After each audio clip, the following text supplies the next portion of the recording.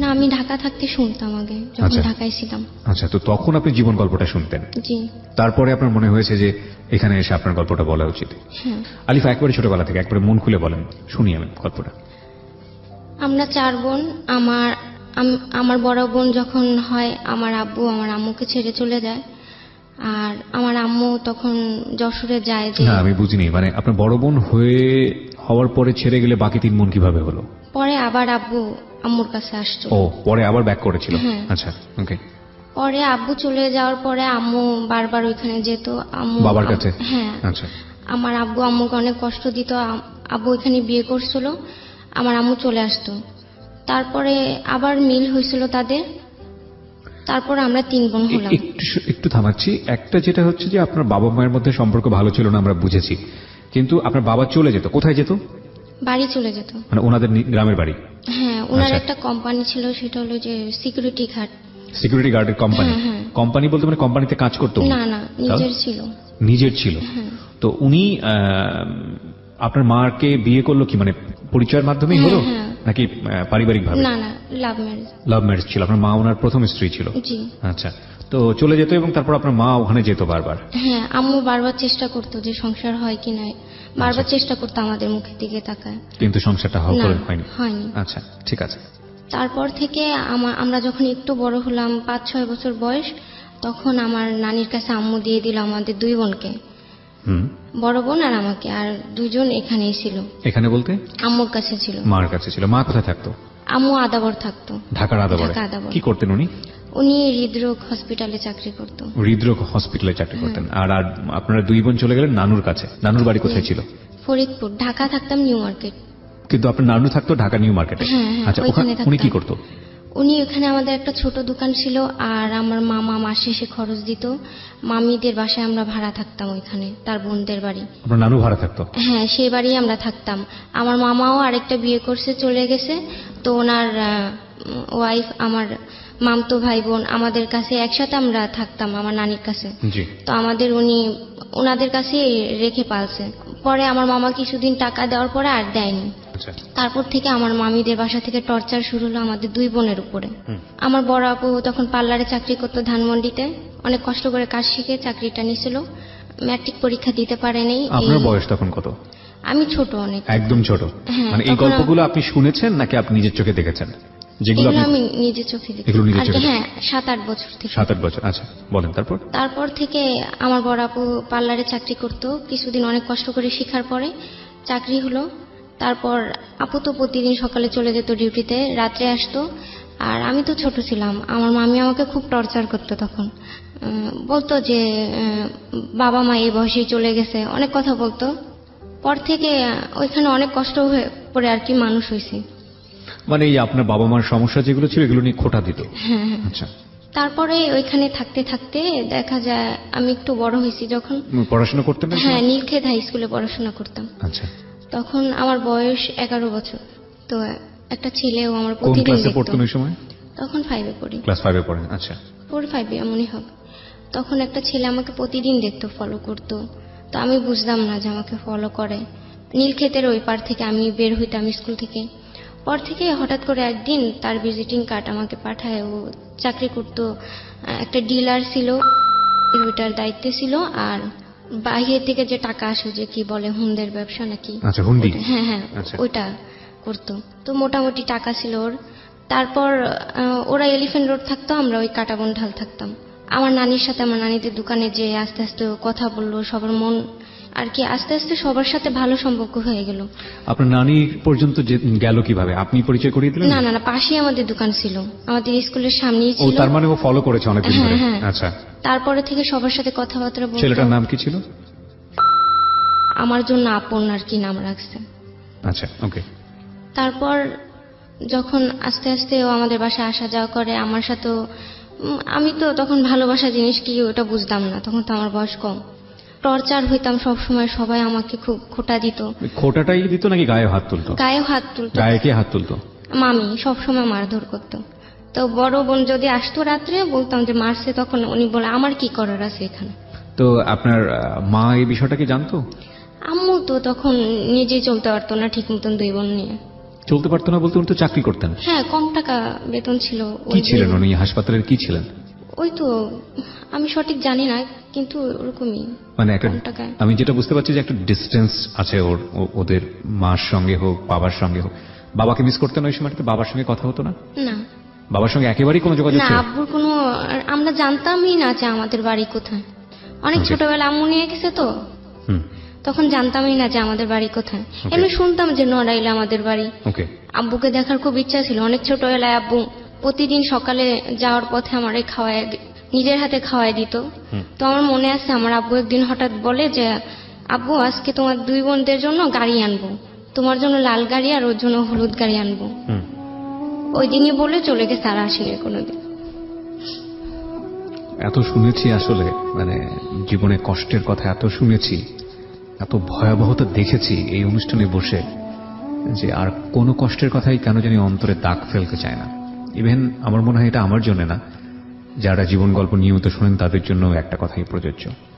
আপনারা নিশ্চয়ই জানেন যে আজ থেকে একটা দুটো পর্বে আগে সিলেট থেকে একটা পরিবার এসেছিল, ঘাড়ে কোপ দেওয়া হয়েছে, স্ত্রীর ইজ্জত বাঁচাতে গিয়ে চোখ হারাতে হয়েছে। নির্মম নিদারুণ জীবন গল্প। মানুষ কতটা অসহায় পরিস্থিতির ক্ষেত্রে। ও যেটা বলছে সেটা আসলে খুব কষ্টকর, তবে এটা ঠিক যে আমাদের সবার জীবনেই কম বেশি ঘটনাগুলো আছে। বাবা এবং মার, আমার মনে হয় সন্তানের ক্ষেত্রে হয় পরিবারের দুজন সদস্যের ক্ষেত্রে যদি আমি ভুলের জায়গাটা বলি, তাহলে বাবারও থাকে মারও থাকে, হয়তো বাবার বেশি থাকে কিংবা মার কম থাকে। কিন্তু সন্তানের মুখের দিকে তাকিয়ে এতটুকু রেসপেক্ট পরস্পরের প্রতি থাকা উচিত যাতে করে সন্তান কখনো কষ্ট না পায়, এবং এত বেশি ইগোইস্টিক হওয়া কখনোই উচিত না যাতে করে এই সন্তানগুলোর ভবিষ্যৎ অনিশ্চিত হয়ে যায়। যাই হোক, গল্পটা শুনি। ওকে একটু পজ, মানে একটু স্পেস দিচ্ছিলাম কারণ ও কাঁদছিল, যে কারণে আমার কথাগুলো বলা। একটু সামনের দিকে আগাই, বলেন। তারপর আব্বু চলে যাওয়ার পরে আব্বুকে আর কোনোদিন দেখিনি। তারপর থেকে সবার মুখে শুনতাম আমার আব্বুর অনেক টাকা পয়সা ছিল, আব্বু আজকে থাকলে আমরা পড়াশোনা ভালো করে করতে পারতাম। তারপরে সবসময় ভাবতাম যে আব্বুর যদি একবার কোথাও দেখতাম। আব্বুর মুখটাও মনে ছিল না। তারপর মোটামুটি বড় হয়েছি, তখন ওই আপন আমাকে প্রতিদিন ফলো করতো। আপন নামটা কি মানে আপনি রাখলেন নাকি ওই দিছিল আমাকে? মানে আমি জানি না ওর নাম ফারুক। ওকে, মানে আপন নামে পরিচয় দিয়েছিল আপনার হ্যাঁ, সঙ্গে? পরে আচ্ছা। জানা গেছে যে ও আচ্ছা, ফারুক। okay. তারপর আস্তে আস্তে আমিও প্রতিদিন আমার এরকম মারধর করতো, বাসায় খাওয়া দাওয়া নিয়ে সবসময় ঝামেলা হইতো। তারপর থেকে যে ও আমার সবসময় আশা দিত যে সুন্দর বাসা নিব, তোমাকে আবার পড়াশোনা সুন্দরভাবে করাবো। তখন আমি ডান্স শিখতাম আমার Dance? ছোটবেলা। তারপর যখন ডান্স শিখি তখন আমার স্বপ্ন ছিল আমি গান শিখবো। কিছুদিন গান শিখছি, শেখার পর হয় না, ফ্যামিলির দিক দিয়ে হয় না। মামি বলতো যে বাবা চলে গেছে, মা নাই, এমনি আশ্রয় নেই, আবার অনেক খোঁটা দিয়ে কথা বলতো। তারপরে ওই আপন এক সময় আমার আশা দেয় যে তোমার আমি বিয়ে করব, তুমি ভালো থাকবা। আমার 1 মাস সময় দিছে ভাবার। আমি 1 মাস প্রতিটা রাত্রে চিন্তা করছি আসলে আমি তো ভালো থাকবো, সুখ তো দেখি নাই কোনোদিন। পরে আমি না বলে একদিন পালায় চলে যাই স্কুল থেকে। ভালোবাসা জিনিসটা আমি তখন আসলে বুঝি না। শুধু ভালো থাকার জন্য ভালো থাকা, হ্যাঁ সেটাই। পরে ও এই কেরানীগঞ্জে একটা বাসা নেয় একটু ভিতরের দিকে। ও সম্পর্কে জানতেন আপনি? ওর ফ্যামিলি কারা কারা আছে? না, আমি কিছুই জানতেন না? ও আপনার সম্পর্কে শুধু জানতো? জানতাম যে ভালো ঘরের ছেলে, ভালো ছেলে, এতটুকুই জানতাম। আপনি যখন পালাচ্ছেন তখন আপনার বয়স 11, আর আপনের বয়স কত তখন? 11 পার হয়ে 12 থেকে 12। আর আপনের বয়স? ওর বয়স হবে 20 হবে। 20 বছর আনুমানিক। আচ্ছা, তো ও আপনার ফ্যামিলি সম্পর্কে জানতো? আপনি যেগুলো বললেন সেগুলো জানতো? মা বাবার সম্পর্ক? হ্যাঁ, আমি সব বলছিলাম ওরে, সবসময় ওর কাছেই বলতাম আমার কষ্টের ও কথা। ওর কিছু জানতেন না? না, আমি কিছু জানতাম না ওর। ওকে, তারপর চলে যাওয়ার পরে আমাদের রাজশাহী গেলাম, ওইখানে পালায়, ওইখানে বিয়ে হলো। ওর এক বন্ধু ছিল, এখানে যে আমাদের বিয়ে দিছে। তো আমার বয়স তখন কম ছিল, আমার টিকা দেওয়া হয়েছে 18 বছরের। ওই যে টিকার কার্ডটা দেয় ওইটা দিয়ে আমার জন্ম নিবন্ধন করবে। টিকার কার্ডটা যেদিন টিকাটা দিছে, আমি টিকাটা দেওয়ার পরে রাস্তায় এসে ফিট হয়ে গেছি, সহ্য হয়নি শরীরে। তারপরে মানে টিকা দেওয়া হয়েছে বলতে 18 বছরে, তখন আমার 12 বছর বয়স। ওই 12 বছরে আপনাকে 18 বছরের টিকা দিয়েছে? জি। যাতে করে আপনার বয়সটা বৈধতা পায়? হ্যাঁ। আচ্ছা। তারপরে ওই টিকা দেওয়ার পরে রাস্তায় এসে আমি ফিট হয়ে পড়লাম। তারপরে কয়েকদিন পরে আমাদের 2-1 দিন পরে বিয়ে হলো, সবকিছু ওই টিকার কার্ড দিয়ে রেজিস্ট্রেশন করলো, হ্যাঁ, হ্যাঁ। 12কে 18 বানালো? হ্যাঁ। তারপরে বিয়ে হলো রাজশাহী, ওইখান থেকে আসলাম। তারপর কিছুদিন পরে ও অনেক টাকা পয়সা উড়াইতো। তারপরে কিছুদিন পরও টাকা ঢাকায় পয়সা আসলো। সব শেষ হয়ে গেল। হুম, হ্যাঁ, হুম। কিছুদিন সংসার করার পরে 4-5 মাস অনেক অভাব, ঘরে অনেক অভাব। তারপরে আমার আম্মু আসলো, যে আমার মেয়েটা ছোট, তখন আমার কেউ পরিচয় দেয় না। তারপরে আম্মু ভাবলো, পাশাপাশি বেশি দূর ছিল না, বসিলা আর আদাবার বেশি দূর না। পরে আম্মু ভাবলো থাক, যা করছে আমার মেয়েটা মেনে নেই। পরে আম্মু আসা যাওয়া করে তখন তো সবসময়। আপনার বড় বোনের বিয়ে হয়নি? না। আচ্ছা। তারপর আম্মু আসলো, আম্মু আমাদের সাথে 5-6 মাস ছিল। ভাবতো যে আমি ছোট মেয়েও আমার রেখে চলে যায়। আম্মু প্রতিদিন সকালে চলে যেত, বিকেলে ডিউটি শেষ করে ওইখান থেকে বাসায় যেত। পর থেকে হঠাৎ করে একদিন একটা বিচার আসে আমাদের বাসায়। আপনার ভাই আমার মেয়েদের পিছে ঘুরে, আমাকে বলে এসে আপনের কথা। আপনার ভাই বলে? হ্যাঁ, হ্যাঁ। আম্মুকে বলে আপনার ছেলে এগুলো করছে। পর থেকে আম্মু বলে কি আমার ছেলে মানে আর ওর ভাই মানে? বলে আপনাদের বাসায় যে ছেলেটা থাকে, বলে ও তো আমার মেয়ের স্বামী। পরে ওনারা শুনে তো অবাক হয়ে গেছে যে মেয়ের স্বামী তাহলে আমার দুইটা মেয়ের সাথে পিছে কেন ঘুরে? এটা এলাকা থেকে বিচার আসে? হ্যাঁ, হ্যাঁ। আচ্ছা। তারপর আমি কান্না করে ফেলছি আম্মুর সামনে, আম্মু এগুলো মিথ্যা কথা। আম্মু বলে শুনি আগে। পরে বলে যে ও প্রতিদিন ঘুরে পিছে পিছে, আমরা তো জানি, ও তো বলছে যে ও বোন হয় আর আপনি মা হন। তারপরে আমি কান্নাকাটি করে চিল্লায় বললাম আম্মু মিথ্যা কথা, ওনারা মিথ্যা কথা বলতেছে। আমি তো আপনি এটা বিশ্বাস কেন করি বললেন? আমার বিশ্বাস ছিল ওর উপরে। তারপর আমার আম্মু ভাবলো ঠিক আছে, তারপর আম্মু ওনাদের করে পাঠাই দিল। তারপর আম্মু আমারে বুঝাইলো। পরে আমি আম্মুরে বুঝাইলাম যে আম্মু আসলে এগুলো কিচ্ছু না, ওরা এমনি মিথ্যা কথা বলতেছে। তারপরে এমন করে অনেকবার এমন হয়েছে। তারপর আমি সবসময় মেনে অনেকবার নিতাম। কি ওনারাই হ্যাঁ, আসতো নাকি নতুন নতুন লোক আসতো? কয়দিন পর পর অন্য মানুষ, অন্য আর কি ধরা খেত কয়দিন পর পর ফেসবুকে। তারপরে অন্য একটা বাসায় কাজ করে সেই মেয়ের সাথে সবসময় কথা বলতো। অনেক এরকম করছে। করার পরে আমি ভাবতাম কি যে ভালো হয়ে যাবে এক টাইমে। আমি আমার আম্মুরে বুঝাইতাম, আমি আমার ফ্যামিলিকে বুঝাইতাম, কারণ আমারই তো দোষ ছিল। তারা তো আমাকে বিয়ে দেয়নি, আমি নিজেই তো করছি এটা। পরে আমি কখনো ওর দোষ আর কি দোষের কথা কখনো কাউরে বলতাম না, ঢাইকা রাখতাম সবসময়। তারপর আম্মু চলে গেল রাগারাগি করে, যে এরকম দেখে সব সময়। অনেক অভাব আমাদের, আমরা আরেক জায়গায় চলে গেলাম, একটা ছোট রুম নিলাম, ওইখানেও এরকম হয়েছে অনেকবার। তারপর হঠাৎ করে আমার আপু ভাবলো যে আপু তখন বাহিরে গেছে, বাহিরে থেকে এসে ভাবলো যে আমার বোনটা এত কষ্ট করে, আমরা ভালো আছি, এখন তো আর কোনো দুঃখ নাই, এখন তো আমি সংসার চালাই, ওরা আমার কাছে থাক। আপু নিউ মার্কেটে একটা ফ্ল্যাট নিল, ওইখানে গেলাম। বড় আপু? হ্যাঁ, হুম। আমার বোনের মনটা এমনি ভালো, আমাদের দিক দিয়ে ইয়েটা ছিল তার তখন। তারপরে আমরা ওই বাসায় গেলাম, যাওয়ার পরে বড় আপু ফ্ল্যাট নিল কিভাবে? বড় আপু কি করতো? আমাদের দোকান ছিল, নানিরও ইনকাম ছিল, আবার এদিক দিয়ে আমার বড় বোন বাহিরে চাকরি করতো, বাইরে বলতে? সিঙ্গাপুরে থাকতো তখন। আপনার বড় বোন তখন সিঙ্গাপুরে থাকতো? হুম। আচ্ছা। তারপরে ছিলাম ওইখানে, আপু আমার বাহিরে নেওয়ার কথা ছিল। তখন আমার ওই যে বাচ্চাটা আপনি তো আলবি, তখন হাজবেন্ড, আপনি, আপনার বড় বোন, নানু, হ্যাঁ, সবাই মিলে এক একসাথে ফ্ল্যাটে থাকতাম। হ্যাঁ, আচ্ছা মামিও ছিল এখানে। আচ্ছা। তখন আপনাদের বাচ্চা কাচ্চা হয়নি? না, তারপরে হঠাৎ করে ওই আলবি আমার পেটে আসলো। আচ্ছা। আমি বুঝতে পারিনি, বয়স কম ছিল। বিয়ের কতদিন পরে বেটা? 1 বছর পরে, 1 বিয়ের বছর বা 1.5 বছর আপনার বয়স পরে। তখন 13 বছর? হ্যাঁ, তারপরে আলবি পেটে আসলো, আমি বুঝতে পারিনি। পরে যখন বুঝতে পারছি, আমি তখন একটা পার্লারে চাকরি করতাম, টুকটাক কাজ পারি তখন। হুম। পার্লারে চাকরি করতাম। হঠাৎ করে ঈদের পরে থেকে আমার খুব বমি আসতে শুরু করলো। পরে আমি তাও বুঝলাম না, 3.5 মাস শেষ হয়ে 4 মাসে পড়ছে। তারপরে একজন আমার বললো যে দেখো তোমার মনে হয় এই প্রবলেম হয়েছে, তুমি ডাক্তার দেখাও। ঈদের পরে ছুটি দিল, পরে ডাক্তারে গেলাম, শুনলাম যে এমন আপনার তো বাচ্চার পেটে। তারপর আমি কান্না করলাম যে আমি কি করবো, আমি তো লেখাপড়া তো বন্ধ হয়ে গেছে? হ্যাঁ, আর পড়াশোনা হয়নি। আমরা বিরতি নিই। স্বাগত আরো একবার প্রিয় শ্রোতা, শুনছেন ঢাকা FM 90.4। আমি আরজে কিবরিয়া আপনার সাথেই রয়েছি। আমরা আবারও ফিরছি আলিফার কাছে। আলিফা যেখানটায় ছিলাম, আপনি কনসিভ করেছেন সেই সময়? হ্যাঁ। তারপরে জানার পরে কান্নাকাটি করলাম। তারপরে কাকে বলবো বুঝতে পারতেছি না, যে কারে বলবো, ভয় করে। পরে আমার নানিকে জানিয়েছি যে আমার তো পেটে বাচ্চা। আমার নানি তো ভয় পেয়ে গেলো, তোমার না বাহিরে যাওয়ার কথা, শিল্পী তোমার জন্য টাকা পাঠাবে, পাসপোর্ট করবা। আমি বলছি আপুরে বললো না, আপু কষ্ট পাবে। তারপর আমি করলাম কি, নানির বললাম যে আমি এখান থেকে চলে যাব। আমার আপু পরে জেনে গেছে একভাবে, জেনে যাওয়ার পরে বলে আমার ফোনে বলতেছে যে এসে তোর পেটে আমি একটা লাথি দিব, ওই বাচ্চা আমি নষ্ট করে ফেলবো, যে তোর এত সাহস কেন। ডাক্তার দেখাইছি, ডাক্তার বলছে নষ্ট করা যাবে না। 3.5 মাস পার হয়ে গেছে। তারপর আর তো কিছু করার নেই, না বলে, বড় বোনটা না বলে, নানির ওই পায়ে হাতে ধরে ওইখান থেকে চলে গেছি, অন্য কোথাও চলে গেছি। ওইখানে একটা ছোট রুম নিয়ে অনেক কষ্ট করে ওইখানেও দিন কাটাই। তখন আপনের কিচ্ছু নাই। পরে আম্মু কিছু টাকা দিলে এলিফ্যান্ট রোড একটা ওই যে বলে যে ছেলেদের ব্যাস জুতা এগুলো নিয়ে একটা ছোট দোকান দিয়েছিল। মোটামুটি টাকা আসতো এখান থেকে। কিছুদিন ভালো চলছি, চলার পরে হরতাল শুরু হলো। তখন আমার বাচ্চা পেটে তখন 7 মাস, ঘরে ঠিক মতো রান্না বান্না হতো না। আমি সেই আদাবর থেকে 1 কেজি চাউলের জন্য আমি নিউ মার্কেট হাইটে আসছি। যখন আরবি পেটে 7 মাসে সারাটা রাস্তা আমি হাইটে আসছি। আমার নানির কাছে কান্না করে দিছি আসার পর, যে আমি 3-4 দিন ধরে খাই না কিছু। নানি শুনে চাউল কিনে দিল, অনেক কিছু কিনে দিল। পরে আমি বাসায় গেলাম, কিছুদিন চলছে এটা দিয়ে। তারপরে আমার বড় বোন যখন আমার কষ্টের কথা শুনলো, কিছু টাকা দিল। আস্তে আস্তে দেখি সবাই আমার আবার খোঁজ খবর নিতেছে, আম্মু সবাই। পর আম্মু বললো সামনের মাসে তোমার বাবু হবে, তুমি তাহলে আমার বাসায় চলে আসো। ওইখান থেকে আমাদের একটা অর্ডার একটা খাট ছিল, এটা বিক্রি করে আম্মুর কাছে চলে গেছে। ওইখান থেকে 4000 টাকা হয়েছিল, হাতে রাখছিলাম যে আমার আম্মু। হাজবেন্ড সহ?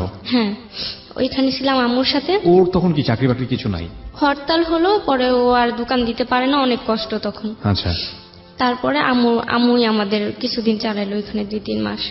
তারপর বাচ্চা হওয়ার পরেও ও আবারও এরকম করলো, এরকম ঘুরায় ফিরা।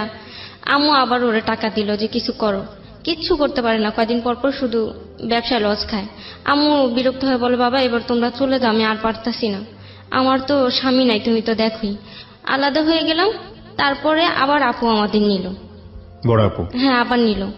আপু ভাবলো যে এত কষ্ট করে তারা ভালো থাকে, আর তার বোন একটা কষ্ট করে, আবারও নিল সেই ভেবে।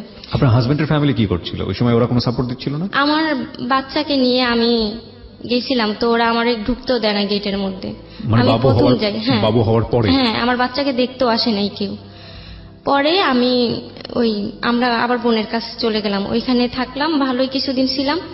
আবার ওর কোম্পানিতে একটা চাকরি হলো চকলেটের ইয়েতে। ওর বাবা 50,000 টাকা দিল তখন মায়া করে, যে ছেলেটা কষ্ট করতেছে। হ্যাঁ হ্যাঁ। তারপরে ডিলার দিল আবার ওইখানে। ডিলার দেওয়ার পরে চকলেটের আমি আবার করতাম কি যেন ওর একটু, তখন তো আমার বাচ্চা ছিল, আমি কোনো চাকরি করতে পারি না, ইচ্ছা ছিল যে কোনো চাকরি করি। তখন ওই তেঁতুল এনে দিত অনেক কিছু, ওই মশলা দিয়ে ওই ছোট ছোট চকলেটের মতন যে বানায়, সেগুলো আমি বাসায় বসে বানাইতাম, সারাদিন বানাইতাম এগুলো, যে কিছু টাকা আসবে, না ভালোভাবে চলবো। সারাদিন বাচ্চা রেখে ওগুলো বানাইতাম, ওরে দিতাম। ও বানায় সেই টাকাগুলো আমরা কখনো দিত না। ও এরকম টাকা উড়াইতো। একটা বাসায় কাজ করে সে মেয়ের নাম্বার নিয়ে সবসময় মেয়ের পিছে টাকা ভাঙতো। একদিন আমি ছাদে গেলাম, হঠাৎ করে দেখি যে কথা বলতেছে মেয়ের সাথে। এরকম পরপর 2-3 দিন ধরা পড়ছে। তারপরে শেষ হলো কিছুদিন, তারপর আমরা আদাবর আসলাম। একটু থামাচ্ছি আপনাকে। এই যে ধরা পড়ার পরে কি শেষ হয়ে যেত নাকি এগুলো নিয়ে পারিবারিক কলহ তৈরি হতো, গন্ডগোল হতো, ঝগড়া হতো? আমি কারোই শুনতে দিতাম না, জানতে দিতাম না কখনো। আমার অনেক মারধর করতো, আর খুব অনেক ভাবে জানতে দিতেন না বলতে কি, মানে ঘরের মধ্যে এমন ভাবে চিল্লাচিল্লি না, করতেন? অনেক মারতো, ধরে আমি রাত্রে মারতো, কাউকে জানতে দিতাম না। কেন জানতে দিতেন না? কারণ ওনারা তো এটা তো জানে যে আমি নিজ ইচ্ছা এটা বিয়ে করছি ওনারা, তার জন্য কখনো বলতে পারতাম না। না হলে আমার বড় আপু একদিন শোনার বলে, নিজের পায়ে তো নিজেই কুড়াল মারছি, সেখানে তো আমাদের কিছু করার নেই। তারপরে চিন্তা করছি আর কি বলবো ওনাদের। ওইখানে নিউ মার্কেটে ভাড়া বেশি ছিল, ওইখান থেকে আপু চলে আসলো আদাবর এলাকায়, যে ওইখানে কম টাকায় থাকা যাবে, একটু সেভ হবে টাকাটা। ওই এলাকাটা আবার খুব বাজে ছিল, অনেক ঘনবসতি এলাকা, ওইখানে নানান জেলার মানুষ থাকে। তারপরে আমরা ওইখানে বাসা নিলাম। ও একটা ছোট কম্পিউটার নিয়ে ওইখানে গান লোড এরকম একটা দোকান দিছে। আচ্ছা। দেওয়ার পরে ওইখানে কয়টা মেয়ে আসতো, মেয়েদের সাথে এমন করতো, আইসক্রিম খাওয়াইতো। তারপরে আমি পপুলার লাইফ ইন্স্যুরেন্সে চাকরি নিলাম। আমার বাচ্চাটারে রেখে আমি অনেক দূরে দূরে যাওয়া লাগতো, আমার খুব কষ্ট করছি। আমি পপুলারে চাকরি করার পরে কিছুদিন ওইখান থেকে ভালো কিছু টাকা আসতো। আবার বাসায় টুকটাক পার্লারে কাজ করতাম, তেমন একটা ভালো পারি না, তারপরও চুলি স্ট্রেট রিবনিং এটা ভালো হয় আমার হাতে, এগুলো করতাম বাসায়। টুকটাক টাকা ওরে দিতাম, ঘরে বাজার করতাম, যেন সবাই ভাবে যে আমি মিথ্যা কথা বলতাম যে এটা আমার স্বামী দিছে টাকাটা। আচ্ছা আচ্ছা, মানে স্বামী সম্মানের জন্য। হ্যাঁ হ্যাঁ। তারপরে থেকে ও কিছুদিন পর থেকে নেশা শুরু করলো। নেশা টের পেলেন কিভাবে আপনি? সবসময় চোখ লাল থাকতো, আমি তো বুঝতাম না, সবাই বলতো ওই দোকান বন্ধ করে 2-3টা ছেলে নিয়ে করতো। দোকান বন্ধ করে দোকানের ভিতরে গাঁজা। তারপরে আমার আরেকজন মামা আছে, তাকে নিয়ে ওই বাবা খেত এগুলো। তারপর আমি শুনতাম সব সময়। তারপর একদিন ধরা পড়লো। আর এমনি তো চলতে পারি না, ও টাকাগুলো এইভাবে নষ্ট করতো। তারপর থেকে এরকম করে মেয়েদের পিছে ঘুরতো। আমি সব সময় সবার কাছে দোষ ঢাকতাম। হঠাৎ করে একদিন আমি আমার একটা মেয়ে আসছে আমার কাছে, যে আপু আমি চুল স্টার্ট করব, আপনার বোনকে যেভাবে করে দিছেন ওইভাবে করব, পার্লার ওইভাবে গিয়েছিলাম হয় না, আপনি করে দেন। পরে আমার বলছে যে আপু আপনাকে 3000 টাকা দিব, আমি অনেক কষ্ট করে টাকাটা ম্যানেজ করছি। পরে আমি করে দিছি ওরে। করে দেওয়ার পরে ও প্রতিদিন আসতো আমাদের বাসায়। প্রতিদিন আসার পরে হঠাৎ করে আমার স্বামী একদিন ওরে রাস্তায় বলে কি, শারমিন আমি তোমাকে পছন্দ করি, আমার অনেক দিন ধরে তোমারে দেখি, আমার খুব ভালো লাগছে তোমার। পরে বলে ভাইয়া আপনার তো বিয়ে হয়েছে, বাচ্চা আছে। বলে তা থাকলে কি হয়েছে, ওরা তো বাসায় উঠায়নি, তোমার তো আমি বাড়ি নিয়ে উঠাবো, আমার ফ্যামিলি খুবই ভালো, আমি এইভাবে থাকলে কি হয়, ওরে আমার ভালো লাগে না, ও ভালো মেয়ে না। অনেক ইয়ে করার পরে ও না আমার সামনে আসতো না, প্রতিদিন ওরে নিয়ে এদিকে যাইতো, সেই শপিং করতে যাইতো, আইসক্রিম খাইতো, অনেকের কাছে আমি শুনতাম। স্কুল থেকে আমি তখন স্কুলে ভর্তি হয়েছি, ভোকেশনালে 9-এ ভর্তি হয়েছি, যে পরীক্ষাটা দিলে যদি কিছু করতে পারি। পরে ওই স্কুলে ওই মেয়েটার সাথে ভর্তি হয়েছিলাম। আমার না স্কুলে যা হঠাৎ করে বন্ধ করে দিল। পরে থেকে আমি চিন্তা করলাম আমার এই স্কুলে যেতে দেয় না কেন। তারপর ভাবলাম যে বাচ্চার জন্যই মনে হয়। পরে জানতে পারলাম যে ওরে প্রতিদিন টিফিন টাইমে ছুটি নিয়ে ওরে নিয়ে ঘুরতে যায়, ওই মেয়েকে নিয়ে প্রতিদিন। ওরে বিয়ের কথা বলে ওই মেয়েটাও রাজি হয়ে গেছিল। পরে কোনো একটা সমস্যার কারণে হয় নাই। আপনি জানছেন কিভাবে এটা? জানছি ওরই একটা ফ্রেন্ড আমাদের বাসায় নিয়ে আসতো। তারপর একদিন আমারে দেখে বলে আপু একটা কথা বলবো, অনেকদিন ধরে ভাবতাছি, 4-5 মাস ধরে। পরে আমি বলে আপু বলো কি সমস্যা। বলে আপু না বলে তো হয় না, কারণ আপনার লাইফটা একেবারে নষ্ট হয়ে যাইতেছে। ও বলতে চায়নি। পরে ও বললো যে আপনার স্বামী তো এগুলো করে, আপনি এত ভালো মেয়ে, তারপরে উনি বলে যে আপনাকে ভালো লাগে না, ও শারমিনের পিছে ঘুরতেছে। শুনে আমি অনেক কষ্ট পাইছি যে এর দোষ আমি এত ঢাকছি, আমি কখনো ওর কোনো ইয়ে হইতে দেই নাই। আর সব সময় আমি ওরে যত পারতাম যে হেল্প করতে, আমি নিজে টুকটাক কাজ করতাম সেই টাকা দিয়ে। আমি সব সময় এরকম সবার কাছে ভালো রাখতাম ওরে। এটা ওইটা কিনে বলতাম কি আমার স্বামী দিছে। আমার বোন সব সময় খোটা দিত, আমার 10 টাকা দিয়ে একটা ক্লিপও কিনে দিতে পারিস না, আমার কাছে সবার চাওয়া আছে, আমার কি কারোর কাছে চাওয়া নাই। তখন থেকে আমার বোনটা আমি চাইতাম যে কিছু দেই, আমি তো চেষ্টা করতাম। তারপর থেকে আমি কিছু কিছু দিতাম, বলতাম আমার স্বামী দিছে, ঈদে। ও তো পারতো না, আমারই মার্কেট করার টাকা দিতে পারতো না। টুকটাক এদিক ওদিক করে আমার বোনকে দিতাম, বলতাম কি এইটা টাকাটা দিয়ে, বলতাম কি এটা দিয়ে তোমরা টুকটাক কিছু কিনো। ও দিছে, খুশি হইতো অনেক, আমার ভালো লাগতো দেখতে। তারপর ওইটা শোনার পর আমার খুব খারাপ লাগছে যে আমি এত ওর জন্য করি, ও আমারে বুঝলো না, ও আমার আজকে বলে খারাপ। ওর জন্য আমি একেবারে আমার লাইফটা শেষ করে দিছি। ওইখানে টর্চার হইলেও তো আমার পড়াশোনাটা হইতো। তারপর কয়েকদিন কথা বলি নাই ওর সাথে, আমার পড়াশোনা ওই নষ্ট করে ফেলছে, আমি আর স্কুলে যাইতে পারি না। তারপরে কোচিং এ ঢুকলাম 9টা থেকে 11টা পর্যন্ত রাত। বাচ্চারা রেখে যাইতাম, মাথায় ঢুকতো না, প্রতিদিন ধরে ধরে মারতো, অনেক মারতো, যা পারতো পিড়ি, তারপরে হাতের সামনে যা পাইতো তাই দিয়ে শরীরে আঘাত করতে, জায়গায় জায়গায় রক্তর মতন চাকা চাকা করে ফেলতো শরীরে, অনেক মারতো। সবাই দেখতো, কেউ কিছু বলতে পারতো না, কেউ কিছু বললে ধমক দিত বা খারাপ ব্যবহার করতো। সবাই ভাবতো যে এরা না ধরাই ভালো, এর স্বামী নোংরা নোংরা কথা বলে। তারপরে থেকে আমি আবার চাকরি নিলাম, পার্লারে চাকরি নিলাম। চাকরি নেওয়ার পরে এখানে ম্যানেজমেন্টে চাকরি পাইলাম। তো ওই আন্টিটা খুব ভালো ছিল, আমার দিকে পছন্দ করছে, ওই চাকরিটা আমাকে দিছে। তারপরে আমি যাওয়া আসা করি, প্রতিদিন ঠিক মতন কাজ করি। হঠাৎ করে একদিন আমার নানি আমাকে বলতেছে কি, আলিফা তুমি আর চাকরি করা তোমার দরকার নেই, তুমি কয় টাকা বেতন পাও, পুরা টাকা তো দিতে পারবো না, আমার যা খরচ দেয় শিল্পী, আমি সেই খরচটা রেখা তোমারে দিব মাস শেষে, তাও তুমি চাকরি করো না। পরে আমি বলি কেন নানি এই কথা বলতেছো কেন তুমি? বলে যে এমনি আমার ভাল লাগে না ঘরে একা। আমার মামি তখন আবার আমাদের সাথে একটা ঝামেলা হয়ে চলে যায়। বাসায় আমার ছোট বোনটা আর আমার মামতো ভাইটা আর আমার নানি থাকে, আর আমি চাকরি করতে চলে যেতাম, আর তখন থাকতো। কষ্ট করছে ও আমার জন্য, যে কাজ কোনোদিন করেনি। যেমন দেখা গেছে একদিন ডাব বিক্রি করছে, আমি কান্না করতাম, খুব কান্না করতাম। আমার বোন আমার একটা ফোন দিয়েছিল স্যামসাং, ওইটা আমি সবার কাছে শুধু যেতাম যে প্রথম আমি ঘুরে ঘুরে বলতাম যে আপনাদের কাছে কোনো চাকরি হবে, আমার হাজবেন্ডের কোনো চাকরি নেই, খুব কষ্টে। আমি সবার সাথে শেয়ার করতাম। সবাই বলতো কি যে না আমরা তো পারবো না। পরে একদিন একটা ভাইয়া বলে যে হ্যাঁ চাকরি তো দিতে পারবো, 10,000 টাকা লাগবে। আমি তাও রাজি হই, আমি আমার ফোনটা হাতে বিক্রি করতে চাই ওনারে। তারপরে টাকা দিছি, আমি ম্যানেজ করে দিছি টাকা। ওইখানে চাকরিটা হলো না। আমার বাচ্চাটাকে নিয়ে আমি রাস্তায় রাস্তায় হেঁটে সব জায়গায় দেওয়ালে পোস্টারে দেখি যে কোথাও চাকরি হবে নাকি। বাচ্চাটা অনেক ছোট। এখান থেকে সেই আদাবর থেকে হাঁটতে হাঁটতে ধানমন্ডিও চলে যেতাম বাচ্চা নিয়ে। পাশে প্রতিদিন খোটা শুনতাম, মানে যে এই দেয়ালের পোস্টারগুলো দেখার জন্য। হ্যাঁ হ্যাঁ, নাম্বার নিয়ে ফোন দিতাম, হাঁটতে হাঁটতে বাচ্চা নিয়ে অনেক রোদের মধ্যে অনেক ঘুরছি। একটা অফিসে একদিন গেলাম, বললো, পরে আমারই নিল, আমার কথা শুনে ডাকলো যে আসেন। আমি মনে করছি সত্যি আমার স্বামীর মনে হয় চাকরি হয়ে যাবে। আমি যে বসলাম, পরে বললো কি, আচ্ছা আপু একটা কথা বলি, চাকরি তো আপনি করবেন না, আপনার হাজবেন্ড করবে, ও তো মেয়ে না, ও তো ছেলে, তো ও ঘরে বসে আপনাকে পাঠায় কেন?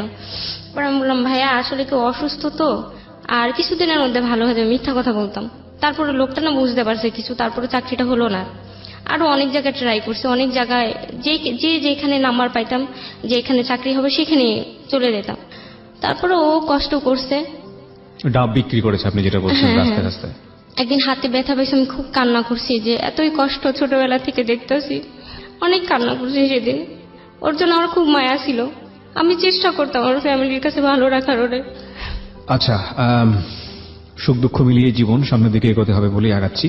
আপনি যেখানটায় ছিলেন যে নানুর সাথে একসাথে আছেন বা কিছু একটা এরকম একটা জায়গাতে, তারপরে আমার নানি ওই যে বললো যে তুমি চাকরি ছেড়ে দাও। তারপরে আমি ভাবলাম আচ্ছা ঠিক আছে, 2 দিন থাকি বাসায়, তারপর আবার ডিউটি করব।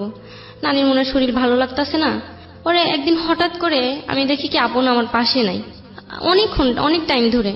পরে আমি বলি কোথায় গেছে, আমাদের রুমে আবার টয়লেট ছিল না, আমার বোনের পাশের রুমে ছিল। পরে গেলাম টয়লেটে, যে দেখি নাই।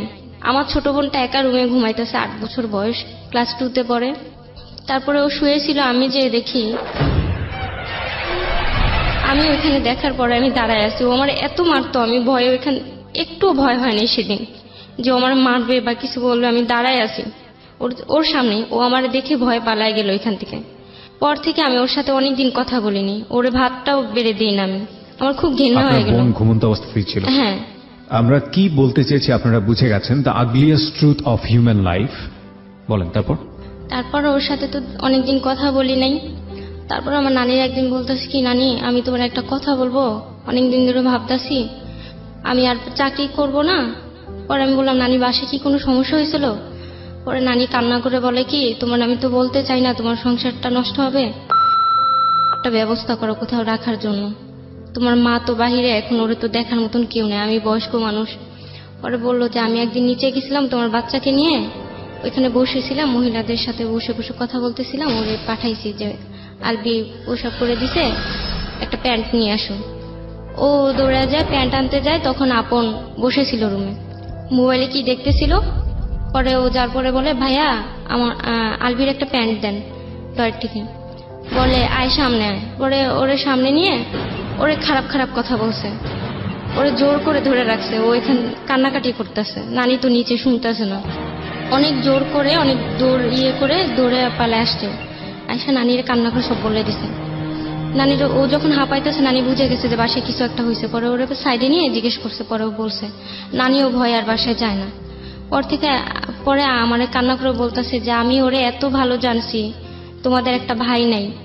আমি একটা মাছ রান্না করলে ওরে মাথাটা দেওয়ার চেষ্টা করছি, একটা মুরগি রান্না করলে রানটা দিয়ে, আমি সবার থেকে ওরে ভালো জানছি, ওরে এত আদর করি। আর ও আজকে এই কাজটা করলো, তোমার মা নাই বাবা নাই, ও গার্জিয়ান, এখন ঘরের বর্তমান ছেলে মানুষ, আমাদের ঘরে তো আর কোনো ছেলে নাই বড়। পরে নানি বলে কান্না করে দিয়েছে। পরে আমি তো আর চাকরি করলাম না।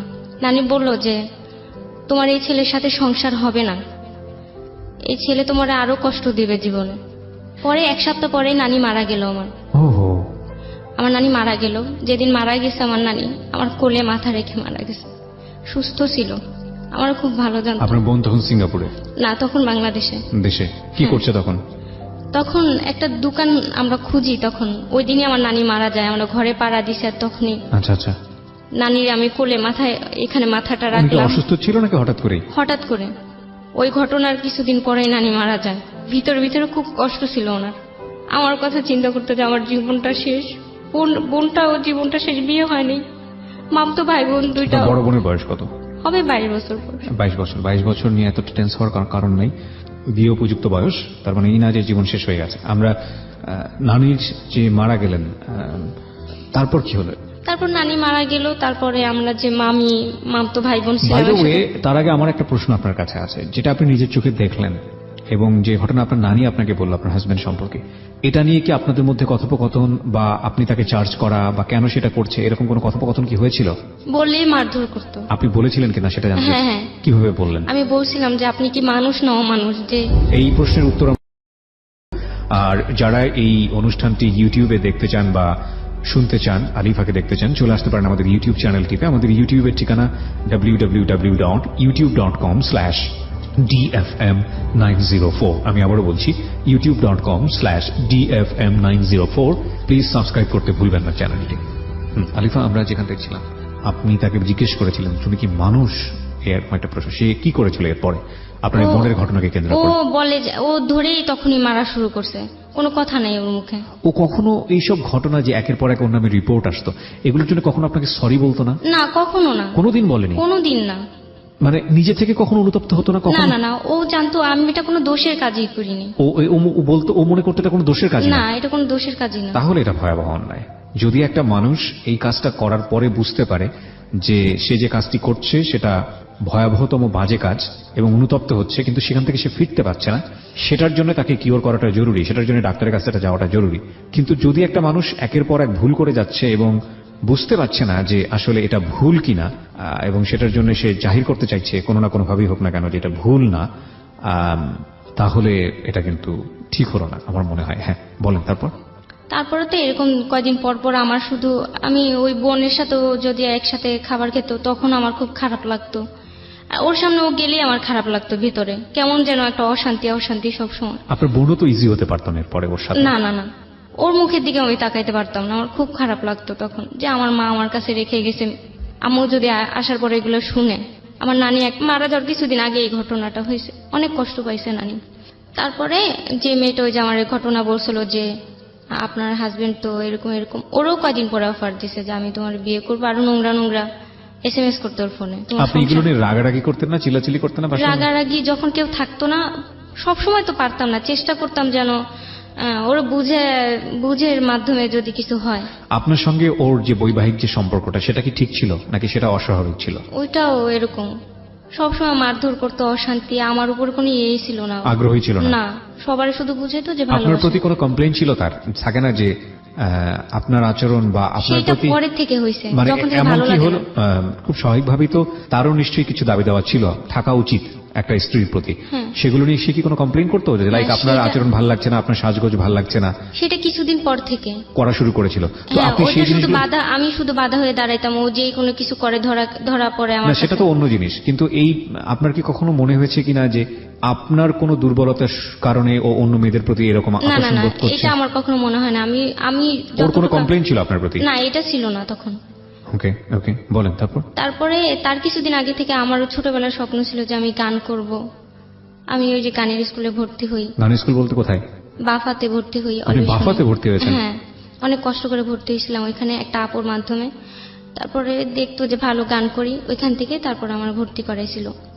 ওই স্যার আমার গান শুনে, ওইখানে তো ভালো ফ্যামিলির ছেলে মেয়েরাই সবাই যায়, এত নোংরা নোংরা কথা বলতো যে শিল্পী হবি, শিল্পী হয়ে পরে আমার এই লাথি দিবি, নোংরা নোংরা কথা বলতো। আপনি গান করেন নিশ্চয়ই? হ্যাঁ। আচ্ছা ঠিক আছে, আমরা অনুষ্ঠান শেষে আপনার একটা গান শুনবো যদি সময় পাই। হ্যাঁ।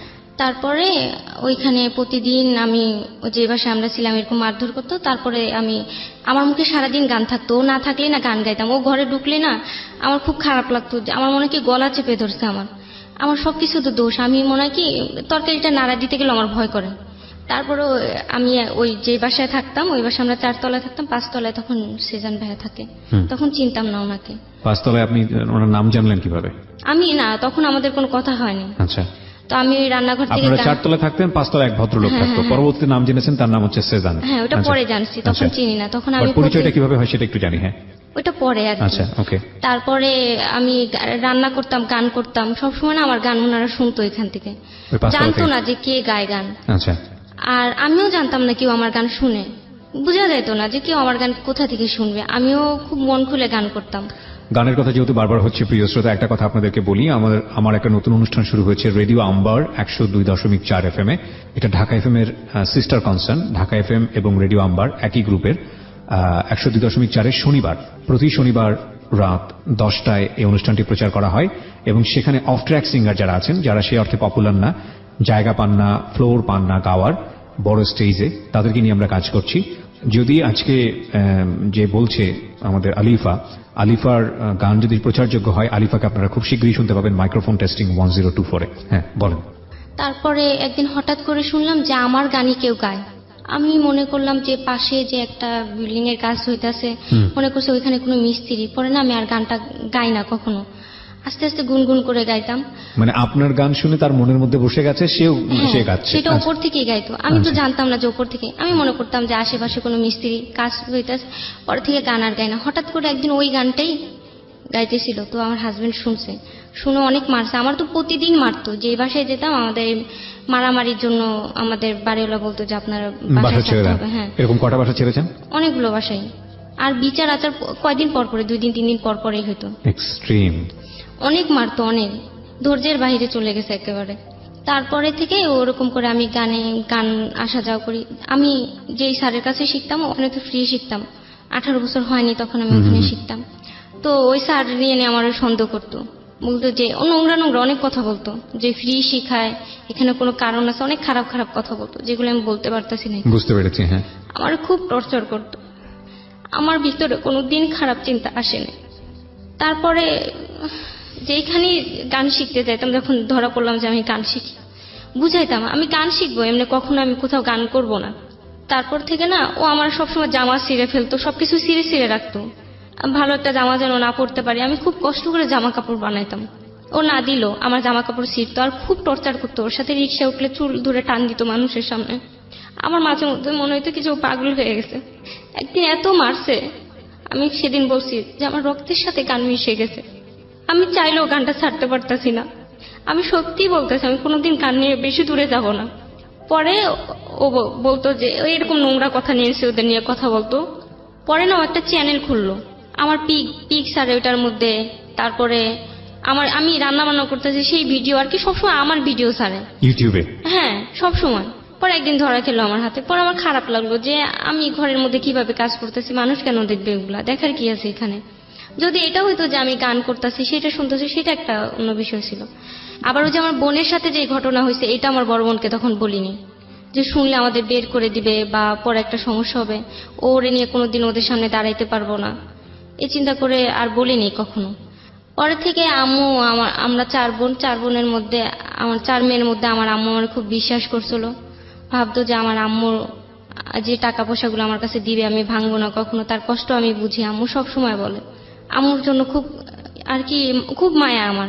আম্মুর কাছে না থাকলেও একটা টান আছে, আর আমার বোনের নাই, সেটা বড় বোনের। কোনোদিন মা বললে ঠিক মতন ডাক দেয় না সে।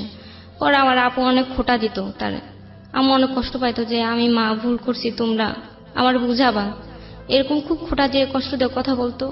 পরে আম্মু বলে কি, মা আমি যে তোমার কাছে টাকাগুলো পাঠাবো, তুমি অ্যাকাউন্ট খুলে আমার টাকাগুলো রাখবা, তোমার তো কিছু নাই, তোমার ভবিষ্যৎ এসে করবো, তুমি আমি এক জায়গায় থাকবো, তোমার স্বামীটা এমন।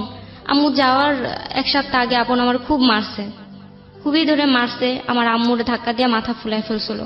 আম্মু খুব কষ্ট নিয়ে গেছে বাহিরে। পরে আম্মু তো জানে যে আমার সংসার হবে না এই ঘরে, যেভাবে মারধর করে, কথায় কথায় দোষ ধরে আমার। তারপর আম্মু বুঝে গেছে যে ওর মনে আর আমি নাই। পরে থেকে আম্মু প্রতি মাসে আমার 25,000 22,000 এরকম করে পাঠাইতো।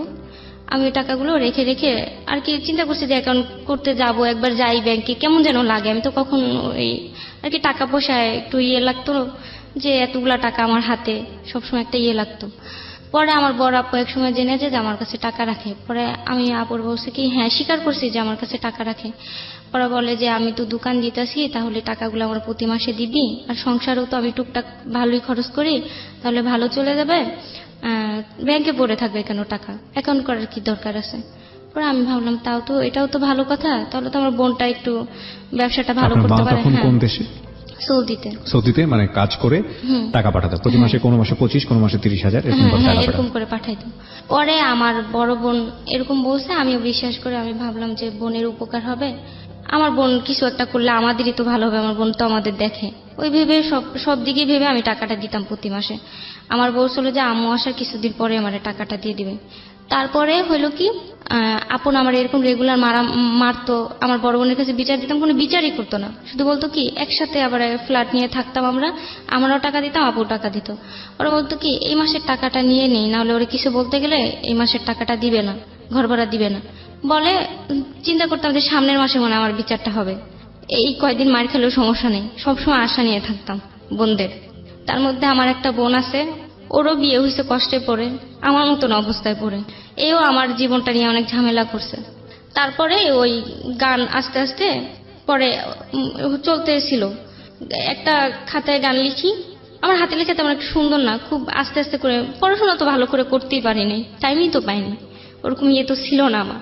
খুব আস্তে আস্তে করে গান লিখতাম, সুন্দর যেন দেখা যায় আমার ক্লাসে। আমি ইয়াটা খুললে যেন সবাই আবার ইয়ের দিকে তাকায়। পরে সেই খুব কষ্ট করে রাত জেগে জেগে লিখতাম, ওর সামনে লিখতাম না, ও না থাকলে গান লিখতাম। সেই এগুলো ফেলাই দিত, খুঁজে পাই না। কদিন পরে দেখতাম যে অন্য কোথাও পড়ে আছে, রাস্তা পড়ে আছে, বৃষ্টিতে ভিজে গেছে। আমার খুব টর্চার করছে বাবা, মানসিক দিক দিয়ে, সব দিক দিয়ে। তারপরে ওই আমরা আরেকটা বাসায় গেছি, পাশের বাসায় গেছি। বাসাটা খুব বড় ছিল, 3টা বেডরুম ছিল। তো আমাদের তো 3টা বেডরুম লাগে না, একটা খালি থাকতো। পরে আপু চিন্তা করলো কি যে অনেকে তো সাবলেট নিয়ে থাকে, আমাদের একটু ভালো হবে, কারণ ঢাকা শহরে তো মানুষ একটু কষ্ট করতেই হবে, আমাদের তো ওরকম অবস্থা নাই। পরে আপু একটা ভাড়া আর কি সাবলেটের ইয়ে টানালো নিচে। পরে যে বলছিলাম যে আমরা 4 তলায় থাকতাম, পাশের বাসায় 5 তলায় ভাইয়েরা থাকতো 2 জন। পরে একদিন মাস শেষে 26 তারিখে ফোন আসলো আমার ফোনে, আমার নাম্বার দেওয়া ছিল এখানে। আপু তো ব্যস্ত থাকে। পরে একটা ফোন আসলো, পরে আমি বললাম যে ভাইয়া কেন ফোন দিছেন? বলে যে আপু সাবলেট থেকে ফোন দিছিলাম, আমাদের একটা রুম দরকার। পরে আমি বলছি ভাইয়া আচ্ছা আমি একটু পরে জানাবো, কারণ আমরা তো ব্যাচেলর ভাড়া দিব না। আর সরি ভাইয়া, ওইখানে আসলে উল্লেখ করা হয়নি যে ব্যাচেলর ভাড়া দেওয়া যাবে না বা ফ্যামিলি, এগুলো কিছুই হয়নি, সরি। পরে আমি বলছিলাম তারপরে আমি জানাবো। ওর বড় আপুরে জানাইছি, আপু বলে কি না না ব্যাচেলর দেওয়া যাবে না, মানুষ খারাপ বলবে। পরে আর কোনো ই হয়নি। পরে যে ভাইয়াদের বাসায় ওই ভাইয়া 2টা থাকতো, সেই একদিন আসছে, আমাদের মোটামুটি পরিচিত, এক বাসায় ছিলাম। তারপর উনি এসে বলতেছে ছেলে 2টা খুব ভালো, বাসায় থাকবে না তেমন একটা, আর ওরাও বিপদে পড়ে গেছে একটা ঝামেলার কারণে, রুমটা আমরাও ছেড়ে দিছি হঠাৎ করে। এখন এই 4টা দিনের মধ্যে ওরা কই যাবে, আর ওদেরও তো কাজ সামনে, অনেক শুটিং সামনে। আপুর এই কথা বলছে। পরে আপু ভাবলো, আর বলছে যে আমাদের বাসায় 1 মাস থাকবে, শুধু 1 মাসের জন্য নিবে, 1 মাসের জন্য নিবে। 6 তারিখে শুটিং এ যাবে, পরে আসবে হলো 25 তারিখে, তার 2-3 দিন পরে চলে যাবে।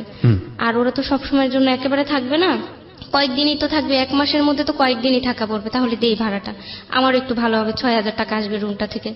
পরে আপু দেয় ভাড়া। দেওয়ার পরে ভাইয়েরা বলে কি যে আপু একটা কথা বলি, আমরা আগে যে বাসায় ছিলাম ওইখানে আমাদের রান্না বান্না করে খাইতো, ওই ফ্যামিলিদের সাথে খাইতাম, তো হোটেলে খাওয়ার ওই ইয়েটা হয় না আমাদের। মানে আপনাদের সঙ্গেই উঠলো সাবলেটে? হ্যাঁ হ্যাঁ। আচ্ছা, কয়জন উঠলো? 2 জন। 2 জন তো সাবলেটে উঠলো? হ্যাঁ। তারপরে সাবলেট উঠার পরে 2 জন ছেলে, কারা কারা ছিল এরা? সেজন ভাইয়া। তারপরে ওনার একদিন বললো যে আপু আমরা তো এই মাসের 5 দিন থাকবো বাসায়, রান্না বান্না বাইরে ইচ্ছা করে না হোটেলে, তো ফ্যামিলির সাথে খাইলে আমাদের একটু ভালো হয়, আপনারা কি বলেন? পরে আপু বলে আচ্ছা আমার বোনটার কাছে জিজ্ঞেস করি। পরে আমি বলি কি আপু আমি পড়াশোনা করতেছি, প্রতিদিন কোচিং এ যাই, বাসায় এত কাজ একা করি, আর আমার শরীরটা ভালো না, কদিন পর পর মারে, আর তুমি ভাড়া দিছো, এদের সামনে ধরে ধরে আমার মারবে। পরে বলে 1 মাসই তো, ওরা তো তেমন একটা থাকবেও না। পরে আমি সাহস পেলাম, থাক তাহলে তো জানবে না, যে কয়দিনই থাকবে আমি এই একটু ইয়ে হয়ে থাকবো, যেন আমি এরকম ঝামেলা না হয়। ও মারলেও বুঝতে দিব না, ও তো মারবেই, তার কোনো ইয়ে নেই। পরে আমি রান্না বান্না করে ওনাদের দিতাম। পরে 5 দিন পরে ভাইয়েরা চলে গেছে শুটিং এ, অনেকদিন পরে আসলো। তারপরও মারতো, ধরে ধরে বলতো, ও এখন নোংরা নোংরা কথা বলতো যে 2টা নাগরকে ভাড়া দেওয়া হয়েছে, এখন সুবিধা হয়েছে না, এখন বাইরে যাওয়া লাগবে না, ঘরেই হয়ে যাবে। পরে ভাইয়ারা আসলো, আসার পরে প্রতিদিন ওনারা তো কাজ করতো, আমার ছোট বোনটা যখন থাকতো তখন ওরে দিয়ে একেবারে বেড়ে ওনাদের রুমে রাখতাম। আপু বলতো টেবিলে ভাইয়া রাখলে ভাতটা নিয়ে খাবেন। পরে ওরা খুব লজ্জা পেত, বুঝতাম যে আমি থাকতাম তো আমি সারাদিন বাসায়। খুব ভদ্র ছিল ওনারা 2 জন, আমাদের সাথে তেমন একটা কথাবার্তা বলতো না, কাজ নিয়ে ব্যস্ত থাকতো, প্রয়োজন ছাড়া কোনো কথা বলতো না আমাদের সাথে। পরে আমি প্রতিদিন ভাত বেড়ে বেড়ে পার হইতাম। একদিন হঠাৎ আমি গেছি যে রাখছি, আমি রুম থেকে বের হয়েছি, আর আমার পিটানো শুরু করছি সেই ভাইয়াদের সামনে, অনেক মারছে অনেক। সেই ভাইয়েরা ভয়ে গেট আটকে বসে আছে, তাদেরও একটু খারাপ লাগছে। তারপরে আপুর ফোন দিছে যে আপু আমরা বাসাটা ছেড়ে দেই, আপুর এরকম ধরে মারতেছে। তার মধ্যে আবার একদিন বলছে শুটিং থেকে যে আপু 25 তারিখ তো হয়ে গেলে আমরা তো এসে আর সময় পাবো না বাসা খোঁজার, আর একটা মাস যদি আমাদের রাখেন। ওর আপু বললো থাক, যদি আমার ভাইরা এরকম বিপদে পড়তো, আর ছেলে 2টা খুব ভালো ভদ্র ছেলে, পরে আপু বললো, আপুর বলতাম না এমনি ধরে মারতো। পরে আমি বলছি যে আপু এদের তুমি বলো যে বাসা ছাড়তে, আমার খুব মারে ধরে।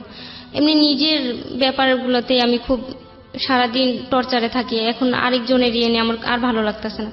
পরে বলতো দাঁড়া ওর বিচার করবো, দাঁড়া ওর বিচার করবো, সবসময় আমার সান্ত্বনা দিত, বিচার আর করতো না।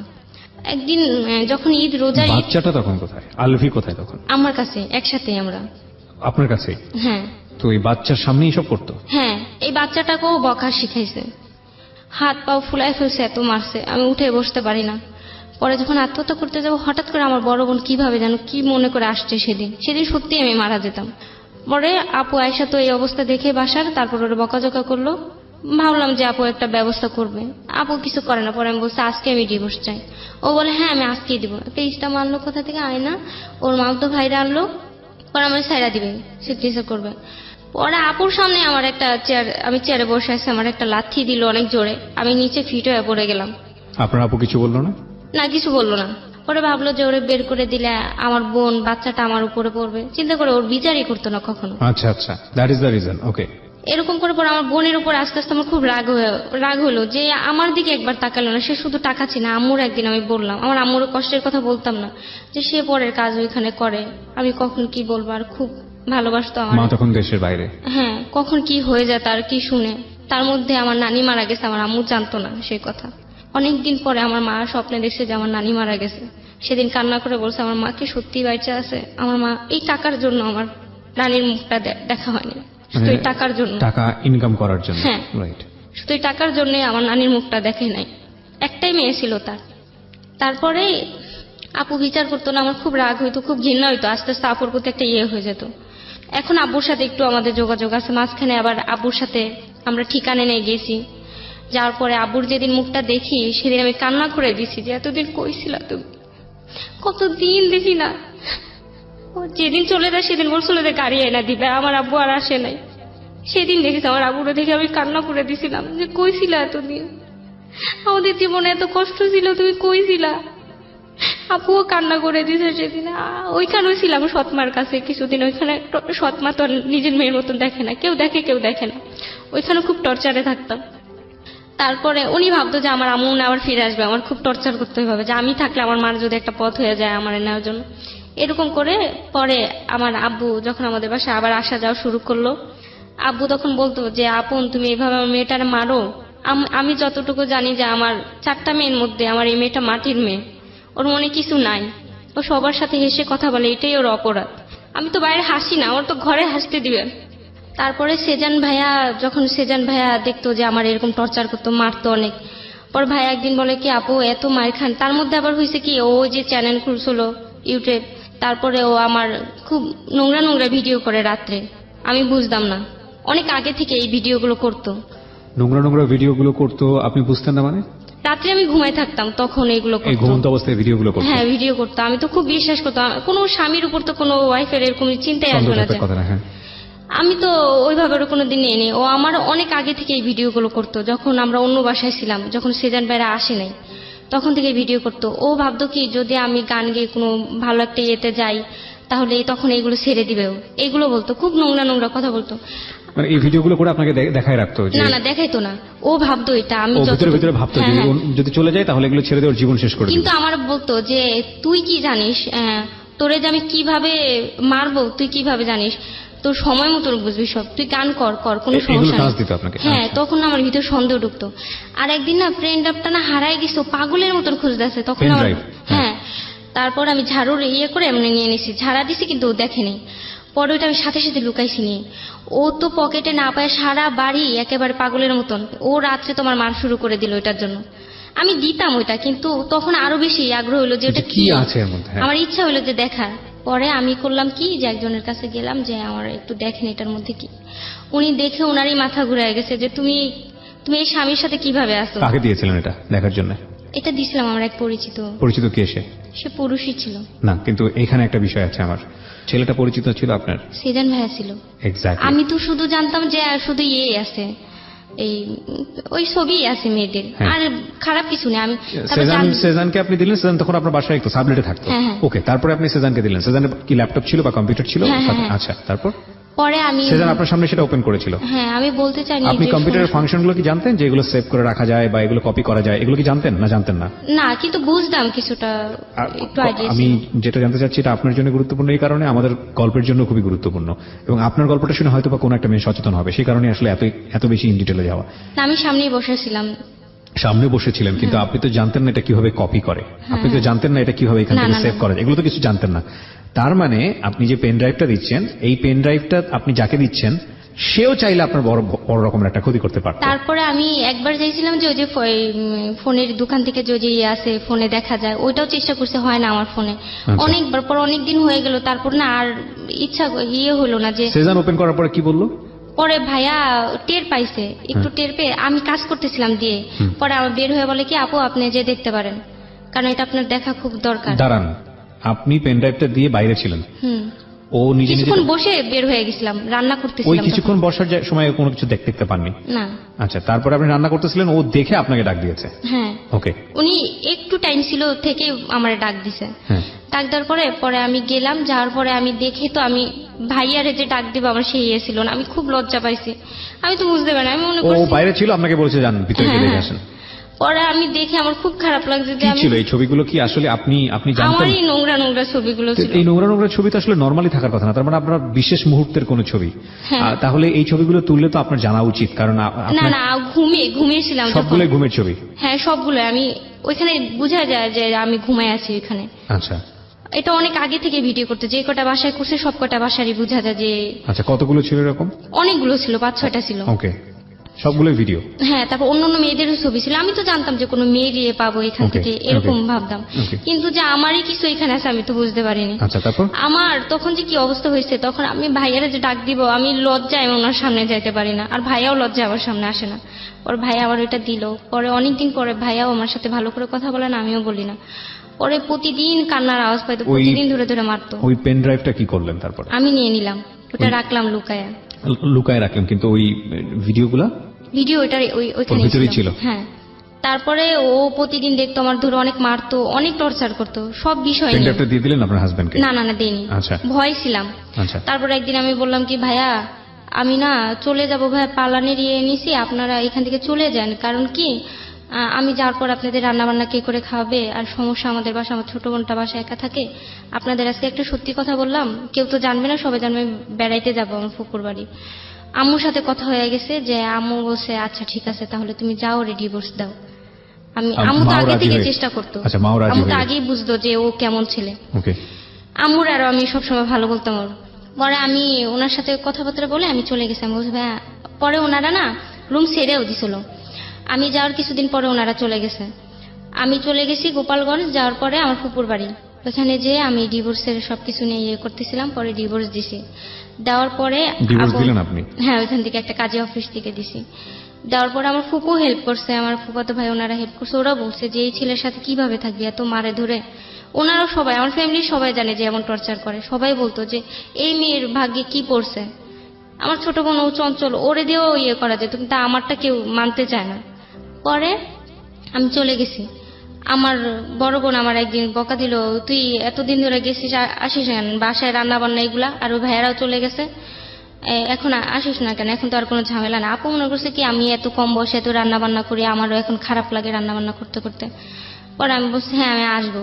আমার বড় বোনের লজ্জায় বলি না যে আমি ডিভোর্স দিয়ে দিছি। আর ওর সাথে আমার শেয়ার করতে ইচ্ছা করতো না। ওর কাছে আমি সবসময় বলতাম যে আমার একটু রক্ষা করো, আমি আর কোনোদিন এই ভুল করবো না। আমি নিজে একটা অপরাধ করছি, এখন তোমরা একটু ইয়ে করো। ও কোনো দিন আমার বুঝতো না, তার জন্য আপুর আর শেয়ার করি না এই কথাটা। তারপরে জেনে যায় ও যে আমি ডিভোর্স দিছি।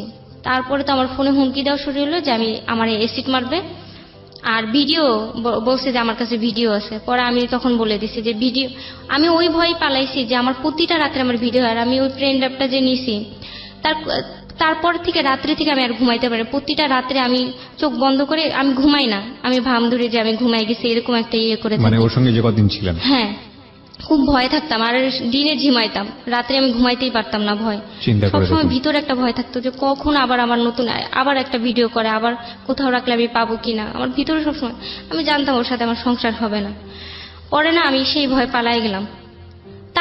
তার আগে আমার বড় বোন আমি সব বলে দিছি যখন না পেরে, যে আমি এরকম এরকম করছে আমার ছোট বোনের সাথে। তারপরে বোনের কাছে বলছি, ও তারপরে কিছু করে না।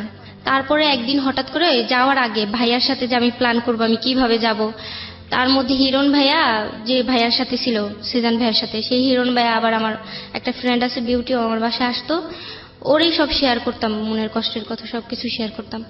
তো ওরে ওরে পছন্দ করা শুরু করলো। পরে আমার একদিন বলে, আপু আমি ওরে পছন্দ করি। পরে একদিন ওরে নিয়ে আমি সিজান ভাইয়ের সাথে দূরে কোথাও দেখা করে সব আর কি, আমার তো বলার কেউ ছিল না। তারপর থেকে একদিন হঠাৎ করে দেখা করলাম ভাইয়ের সাথে, ঘরে তো সব কথা বলা যায় না। সিজানের সঙ্গে? হ্যাঁ হ্যাঁ, কারণ উনি আমার ভাইয়ের মতনই এরকম দেখতো, চোখে বোনের চোখে দেখতো। পরে আমি বাইরে একদিন দেখা করছি যে ভাইয়া কি করা যায়, বাচ্চাটাকে নিয়ে আমি কিভাবে কি করব। পরে ভাইয়া বলে, কিছুদিন লুকায় থাকেন, আপনার বোন এমনি ওরে খাট ধাক্কাতে বের করে দেবে, যে আমার বোন নাই তার স্বামী দিয়ে কি করবো। আমার সে ভালো একটা বুদ্ধি দিল যে তাহলে আপনার আর ঘুরে ঘুরে বেড়াতে হবে না। পরে আমি চলে গেলাম, তাই হলো। পরে আমার বড় বোন সেটা আবার একজন দেখছে, দেখে আমার বড় বোনরে বলছে। আমার বড় বোন আমার এই বারান্দা নিয়ে বলে, তুই বলে সিজানের সাথে রাস্তায় দেখা করছিস। আমি তো বলতে পারি না যে আমি কি বুদ্ধি করছি। সিজন তখন নেই আপনাদের, আপনিও তো নেই, আলটিমেটলি বাসায় থাকেন না তখন, আপনি তো আপনার হাজবেন্ডকে তখন ডিভোর্স দিয়েই দিয়েছেন। না না, তার আগে। এটা তার আগের ঘটনা? হ্যাঁ হ্যাঁ, আগে চলে যাব, তখন আমার বোন আমার একটা ভুল, মানে তখনও ডিভোর্স দেননি, ওই সময়টাতে আপনার বোন বুঝলো। হ্যাঁ, যাওয়ার পালায় যাওয়ার কিছুদিন আগে, তখন সিজনের সঙ্গে আপনি, 2 দিন আগের কথা। সিজনের সঙ্গে আপনি বিষয়টা কেন শেয়ার করতে চাচ্ছিলেন? ওই তো ভাইয়া প্রতিদিন চোখে দেখতো, আর ভাইয়া আমার বুঝাইতো যে, ভাইয়াও আমার ধৈর্য ধরার কথা বলতো। তারপরে নিজেও যে এই যুগের মেয়েরা তো এভাবে সহ্য করে না। বাইরে দেখা করে প্ল্যান কি ছিল, মানে কি বুঝলেন? ভাইয়া বলছে যে আপনি চলে গেলে আপনার বোনই ওরে বের করে দেবে, তখন না বোনের কাছেই থাকতে পারবেন, আর কোনো ঝামেলা নেই। না না, কিন্তু বাইরে মিট করতে চাচ্ছিলেন কেন? ঘরে কোনো সুযোগ ছিল না কথা বলার, শেয়ারগুলো করার, শেয়ারিং হ্যাঁ, করার। হ্যাঁ, আচ্ছা ঠিক আছে, তো বাইরে মিট করলেন, এই অবস্থায় দেখে ফেলেছে আপনার বোন। হ্যাঁ হ্যাঁ। পরে আমার বোন আমার বললো, পরে আমি তো বোনরে বলতে পারি না যে আমি চলে যাবো, পালায় যাবো, এগুলো Right. প্ল্যান করা হয়েছে। পরে আমি না, আপু আমার যেই বকাগুলো দিল আমি সব মাথা, আমি একটা জিনিস বুঝতে পারছিলাম যে আপনার বোনের সাপোর্ট ছিল না আপনার প্রতি, বড় বোনের না, সাপোর্ট না। ছিল না। ঠিক আছে, বাদ দেন আপনি এটা। আপনি ডিভোর্সও দিয়ে দিয়েছেন ওই সময়, এবং সেই সময় আপনার হাজবেন্ড আপনাকে হুমকি দিচ্ছে অ্যাসিড ছুঁড়ে মারবে, হ্যাঁ। এবং পাশাপাশি আপনার ভিডিওগুলো আছে, ঠিকানাও এগুলো জানে, পাবলিশ, হ্যাঁ, হ্যাঁ। ঠিকানাও জানে। তখন আপনি কোথায় ছিলেন ডিভোর্স দেওয়ার পরে? তখন আমি ফুপুর বাসায় ছিলাম। সেজন তখন কোথায়? সেজান তখন কুড়িগ্রাম, ঢাকা থেকে কুড়িগ্রাম গেছে। কুড়িগ্রামের মধ্যে নিজেদের বাড়িতে? হ্যাঁ, হ্যাঁ। আচ্ছা ঠিক আছে। তারপরে এসিড মারার কথা বলছে, আমি তো ভয় থাকতাম যে ঠিকানা জানে, গ্রাম জানে। তারপরে আমি সিদ্ধান্ত নিলাম যে আমার আব্বুর কাছে চলে যাবো। সৎমা হলে কি হয়েছে, কিছুদিন কষ্ট করে থাকে আম্মু আসা পর্যন্ত, পরে আমি কিছু একটা হবে আমার। আম্মু আসলে হাজার মানুষ আমার হলো, আমার মা আমারে রক্ষা করে রাখতে পারবে। পরে গেলাম ওইখানে, আমার বড় বোন ফোন দিয়ে আমার আব্বুরে বলে কি, ওরে যদি আপনি ওই বাসায় রাখেন তাহলে আমার সাথে আর কোনোদিন কথা বলবেন না। বড় বোন ফোন দিয়ে কাকে বলে? আব্বুরে বলেন। তখন আপনি আপনার বাবার কাছে? হ্যাঁ, হ্যাঁ। এই এতদিন পরে যে গেলেন বাবার হ্যাঁ কাছে, হ্যাঁ হ্যাঁ। পরে বলে কি, বাবার কাছে কি আপনি কি পেলেন? ওখানে কি আছে, ফ্যামিলিতে কারা কারা ছিল? ওইখানে আমার ছোট আম্মু ছিল, হ্যাঁ। 2টা বোন ছিল। মেনে নিতে পারলো আপনাকে? না। মেনে নেয়নি? না। সাময়িক কিছুদিনের জন্য হলো ওখানে গিয়েছিলেন। হ্যাঁ দুঃখে যাদের জীবন গড়া তাদের আবার দুঃখ কি, একটা কথাই আছে, এটা একটা গ্রামীণ প্রবাদ। এবং আমাদের দেশের নারীরা অনেক বেশি ভার্নারেবল। এই কারণে বলছি, অর্থনৈতিক অবস্থাটা আসলে এমন আমাদের দেশের যে এখন অনেক বেশি ইমার্জিং ইকোনমি অফকোর্স, এবং আমরা তো খুব প্রাউডলি বলি আলহামদুলিল্লাহ যে দেশ এখন উন্নয়নশীল দেশ, আমরা প্রাউডলি বলতে পারি। সারা জীবন রচনা লিখেছি বাংলাদেশ একটি স্বল্পোন্নত দেশ, যখনই লিখতাম খারাপ লাগতো। আমাদের সরকার এখন আমাদেরকে বলার সুযোগ দিয়েছে, এবং সেটা নিরলস প্রচেষ্টার বিনিময়ই হয়েছে, যে বাংলাদেশ একটা উন্নয়নশীল দেশ। জাতিসংঘ থেকে প্রাথমিকভাবে স্বীকৃতি আসছে, কিছুদিন আগে আমরা এটা পালন করলাম, এবং আমরা খুব গর্ব সহকারে বলতে পারি যে আমাদের দেশে প্রাইম মিনিস্টার দ্বয় আমি বলবো, বর্তমান প্রধানমন্ত্রী তিনিও একজন মহিলা, অপোজিশনে যিনি ছিলেন তিনিও মহিলা, এবং এর আগে যিনি প্রধানমন্ত্রী ছিলেন তিনিও মহিলা। সুতরাং মহিলাদের উন্নয়নের জন্য, নারী উন্নয়নের জন্য তাদের অবদান একেবারেই মানে অস্বীকার করার কোনো সুযোগ নেই। অনেক উন্নতি হয়েছে অনেক অনেক জায়গাতে, এবং দক্ষিণ এশিয়ার মধ্যে কিছু কিছু জায়গায় আমরা এমন উন্নতি করেছি যেটা রীতিমতো চোখে পড়ার মতো, মডেল হওয়ার মতো। এটা নিঃসন্দেহে আমাদের অনেক বড় পাওয়া। তো তারপরও আমাদের দেশের অর্থনৈতিক যে কাঠামো, সেখানে পুরুষের ভূমিকাটাই অনেক অনেক বেশি, এবং যে কারণেই একটা মেয়ে যখন বিপদগ্রস্ত হন, তার পায়ের নিচে মাটি থাকে না, না থাকে নিজের বাবার বাড়ি, না থাকে শ্বশুর বাড়ি, না থাকে নিজের ঠিকানা। এই মেয়েটা আমাদের সমাজে খুব আনকমন ক্যারেক্টার না, খুবই কমন একটা ক্যারেক্টার, অন্তত অর্থনৈতিক জায়গা থেকে। আর একটা বিরতির পর প্রিয় জি আলিফা, তো বাবার ওখানে থেকে মোটামুটি কিছুদিনের জন্য হলেও একটু ম্যানেজ করার চেষ্টা করছিলেন? হ্যাঁ। আচ্ছা, আব্বুরে বলছিলাম যে আম্মু আসা পর্যন্ত না আমাকে একটু রাখেন। মানে ছোট আম্মু- আপনার মা আসা পর্যন্ত? হ্যাঁ। আব্বু বলছে কোনো সমস্যা নেই, আমার বাসায় তোমার কে কি করবে। পরে এরকম হুমকি দেয় আমার, পর আমি গেলাম কুড়িগ্রামে। যাওয়ার পরে ওনার মা আর ভাই আমারে নিতে আসলো। গাড়ি মানে থেকে সেজানের নামলাম। মা এবং ভাই। গাড়ি আচ্ছা। থেকে নামলাম কুড়িগ্রামে, তখন আমাদের নিতে আসলো। আমি তখন ভিতরে এত শান্তি লাগলো যে আমার আত্মীয় স্বজনের কাছেও আমি এত ভালোবাসা পাই না। অপরিচিত তার মানুষ। মাও আসছে, আমার খুব ভালো লাগছে বিষয়টা, আমার কি শান্তি লাগছে তখন যে আসলে ভালোবাসার মানুষ কেউ আছে। পরে আমারে নিয়ে গেল বাসায়, তার মার মনে কি ছিল আমি তো জানি না। পরে তার আগে আমি আসার সারা রাত আগে তারে শাসন করছে, বকাঝকা করছে সবাই মিলে। তার বাবাটা আবার খুব মাটির মানুষ, খুব ভালো। এটা খুব স্বাভাবিক। তারপরে এটা আমি হলো করতাম। সেজান আপনাকে কি পরিচয়ে তার বাসায় নিচ্ছিল? বোন। আপন বোন? না, আপন বোন তো সেটা নিশ্চয়ই গ্রামে। পরিচয় পরিচয়। হ্যাঁ, আচ্ছা গ্রামের সবাই জানতো যে ওর ফ্রেন্ড আছে, ওর আমি বোন হই। আমার একটা বিপদ হয়েছে, আমি ওখানে গেছি। আচ্ছা আচ্ছা। তারপরে যাওয়ার পরে কিছুদিন মোটামুটি ভালো ছিলাম। তারপরে থেকে গ্রামবাসী সবাই আসা যাওয়া করে, বলে এমনি এতদিন ধরে এখানে কেন? মানুষ বেড়ায়, এতদিন তো বেড়ায় না। গ্রামের মানুষের মুখে মুখে কি শুরু হয়েছে? তাদের স্বাভাবিক, জাত গোষ্ঠী। গুঞ্জন শুরু হলো হ্যাঁ। তখন। পরে হ্যাঁ, ভাইয়ারও আস্তে আস্তে আমার ভালো লাগতে শুরু হলো, আস্তে আস্তে তখন ভাইয়াও। পর্যন্ত তো ভালো লাগার কোনো ব্যাপার স্যাপার ছিল না, ওই গ্রামের বাড়িতে যাওয়ার পরেই শুরু হলো না গ্রামের হ্যাঁ, বাড়িতে যাওয়ার আগে থেকেই? না, কিছুদিন আগে থেকে ভাইয়া আমার আর কি ভালো চোখে দেখতো যে আমি একটা ভালো মেয়ে, আমার কপালে এগুলো ছিল। উনি খুব ইয়ে করতো। পরে আর উনি খুব ভালো একটা ছেলে। তারপরে যখন ওইখানে সবাই বলতো যে এটাই ওর ওয়াইফ, ও বলতাছে না, এমনি মিথ্যা পরিচয় নিয়ে বাচ্চা সহ আসছে, আসছে, হ্যাঁ, কিন্তু এখানে আর গোপন কি করতেছে। গ্রামের সবকিছু দেখার জন্য ঢাকায় রাখে ওরে। পরে ওনার মাও মনে করছে যে তাই সত্যি। আর তো আমার সাথে সব সময় ঝগড়া আর কি সবসময় আমারে খুব করে কথা বলতো, আমি কান্নাকাটি করতাম, না খায় থাকতাম, যে আমি কষ্টে, আমার ভিতরে একটা করতো যে আমি এত কষ্টের মধ্যে ওর আছি। মা কি জিজ্ঞেস করেছিল আপনাকে যে তুমি সত্যি করে না, বলো তো? প্রথম জিজ্ঞেস করে নাই। এরপরে কি করছিল? পর থেকে চিল্লাচিল্লি এরকম আর কি বুঝাই দিত তার আচরণ, আমার সহ্য হইতেছে, আমার বের করে দিতে চায়। তারপরে আমি খুব কষ্ট পাইতাম যে আমি আশ্রয় কোথায় পাইতেছি না, এখানেও পাইলাম, এখানে এরকম হইতাছে। হুম হুম হুম। পরে আন্টি একদিন আমার জিজ্ঞেস করলো, পরে আমি বললাম কি আন্টি আসলে তখন আমি ভাইয়ারে আমার পছন্দ হলো, ভাইয়াও আমার পছন্দ করতো। পরে আমি পছন্দ সত্যিটাই করতে বলে বলতে দিছি। কি মানে সত্যি সত্যি কি আপনাদের মধ্যে কথোপকথন এরকম হলো যে? হ্যাঁ হ্যাঁ হ্যাঁ, আর কি হলেও পরে, অনেক পরে, সেটা আমার আলবির ভবিষ্যৎ করার পরে কিছু হবে, তারপরে, তার আগে না। এই কমিটমেন্টটা আপনারা কবে এসেছেন? গ্রামে যাওয়ার আগে না গ্রামে যাওয়ার পরে? না, গ্রামে যাওয়ার পরে। তারপরে ওনারা এরকম হইচই করতে, পরে আমি একদিন আন্টিকে বললাম যে আন্টি, হ্যাঁ আমি ভাই আমার পছন্দ করে, আমিও করি, আর আগে আমাদের বিয়ে হয়নি, আমি সত্যিটাই বলছি। পরে উনি আমার বলছে আচ্ছা ঠিক আছে, হলেও পরে ওনার মনের ভিতরে কি আমি তো জানি না, উনি আমার বুঝেছে হ্যাঁ ঠিক আছে, তোমার কথা শুনে আমি খুশি হইলাম। তারপরে এরকম করে আমার না ওনারা আবার বাড়িতে পাঠাই দিল যশোরে। যশোরে কোথায়? আব্বুর কাছে, আচ্ছা, বাবার যে কাছে। তোমার বাবা আছে, তুমি কেন এখানে থাকবা? পরে আমি চলে গেলাম, আবারও সেই ঝামেলা শুরু হয়ে গেল এখানে। পরে সৎ তার মায়ের মধ্যে ঘরে? আমি জিটি করছি। হ্যাঁ, জিডি করলেন কি? আপনের নামে, ওই যে হুমকি দেয়, এগুলো করে। আচ্ছা। পরে ভয়ে থাকতাম যে কখন আমার সৎমা দেখা যায় ও আসবে আমার বাচ্চাটাকে দূরে, কারণ ওরা বিশ্বাস করা যেত না, ওরকম কাজ করছে আমাদের সাথে। পরে ভাবতাম যে কখন কি ওরে হেল্প করে আসার পরে, তার জন্য ভয়ে ওইখান থেকে আবার আমি সেই আগে কি হয়েছে সব ভুলে আবারও গেলাম যে আন্টি আমার কিছুদিন জায়গা দেন। ওনাদের পারমিশন না নিয়ে গেছি। যাওয়ার পরে ওনার অনেক ঝামেলা করছে, আমি পায়ে ধরে কান্না করছি, আন্টি আমার কিছুদিন রাখেন এখানে। উনি শুয়েছিল রাত্রে, আমি পাও ধরে কান্না করছি, ওনার মন একটু গড়লো না। তারপরে উনি করলো কি, চেঁচায় বেচায় চেয়ারম্যান এগুলো আনলো যে আমার বের করবে বাড়ি থেকে। পরে আমি ভাইয়ারে বললাম, ভাইয়া আপনি বলছিলেন কি, আর কি হইলো? আর আমিও বুঝতে পারি না এরকমটা হবে, আমিও তো বুঝতে পারি না। তারপর আপনি বলছিলেন যে আচ্ছা ঠিক আছে, যা হওয়ার হয়েছে, আম্মু আসা পর্যন্ত না আমাদের বাসায় থাকবা। তো এই সময়টাতে সেজানের ভূমিকাটা কি ছিল যখন এই চিল্লাচিল্লি হচ্ছে, চেয়ারম্যান আনছে? যা দেখে তাই আর কি, ওরও হয়ে গেছে যে মা ওই দিক দিয়ে করতেছে, আমার কষ্ট সহ্য করতে পারতেছে না, দুই দিক দিয়ে একেবারে হয়ে গেছে। মানে পরে ব্যালেন্স করতে পারছে না না somehow? না, ওকে। ওরও কাজ ছিল তখন, ও পাগল হয়ে গেছে, কাজ করতে পারতেছে না। তারপরে ওর মা সবারে ডাকাইছে, ডাকানোর পরে খুব শীত তখন। পরে ওই যে চেয়ারম্যান আসছে, আমি তার সামনে, যে আমার হাত পাও কাঁপতেছে, খুব দুর্বল শরীর, ঠিক মতন খাওয়া দাওয়া নেই আমার, 2-3 মাস ধরে শরীরের অবস্থা বাচ্চার খারাপ। বয়স তখন কত? 4 বছর হয়েছে মানে ও তো পরশুদিন। কিছুটা হলেও বুঝে আসলে হ্যাঁ, জিনিসগুলা। পরশুদিন হয়েছে ওর 4 বছর। আল্লাহ, হ্যাঁ বলো। তারপরে সেই বিচার আমাকে নেওয়া হলো। আমারে কেউ কেউ খারাপ কথা বলে, কেউ ভালো কথা বলে, খুবই নোংরা কথা বলা হয়েছে সেখানে আমার। এই বিচারের মধ্যে হ্যাঁ, পরে বিচার হলো। সেজান কি করতেছিল ওই সময়টাতে? উনিও দাঁড়াইছিল ওইখানে, উনিও শুনতেছিল। কোনো ওনার কথা বলেনি, কোনো রিপ্লাই দেয়নি? না, পরে বলছে। আচ্ছা। তারপরে আমারে রাত্রি বের করে দেয় বাসা থেকে। তারপরে পুলিশ আনবে, এটা আনবে, আমার পুলিশের কাছে দিয়ে দিবে, আর সেই পুলিশ নিয়ে আমার হাজবেন্ডকে ফোন দিবে, আমার হাজবেন্ড নিয়ে যাবে। ছি ছি ছি ছি। তাহলে তো সেই একই কথা হলো যে আমি তো ঘুরে ফিরে সেই ঝামেলার মধ্যেই পড়লাম।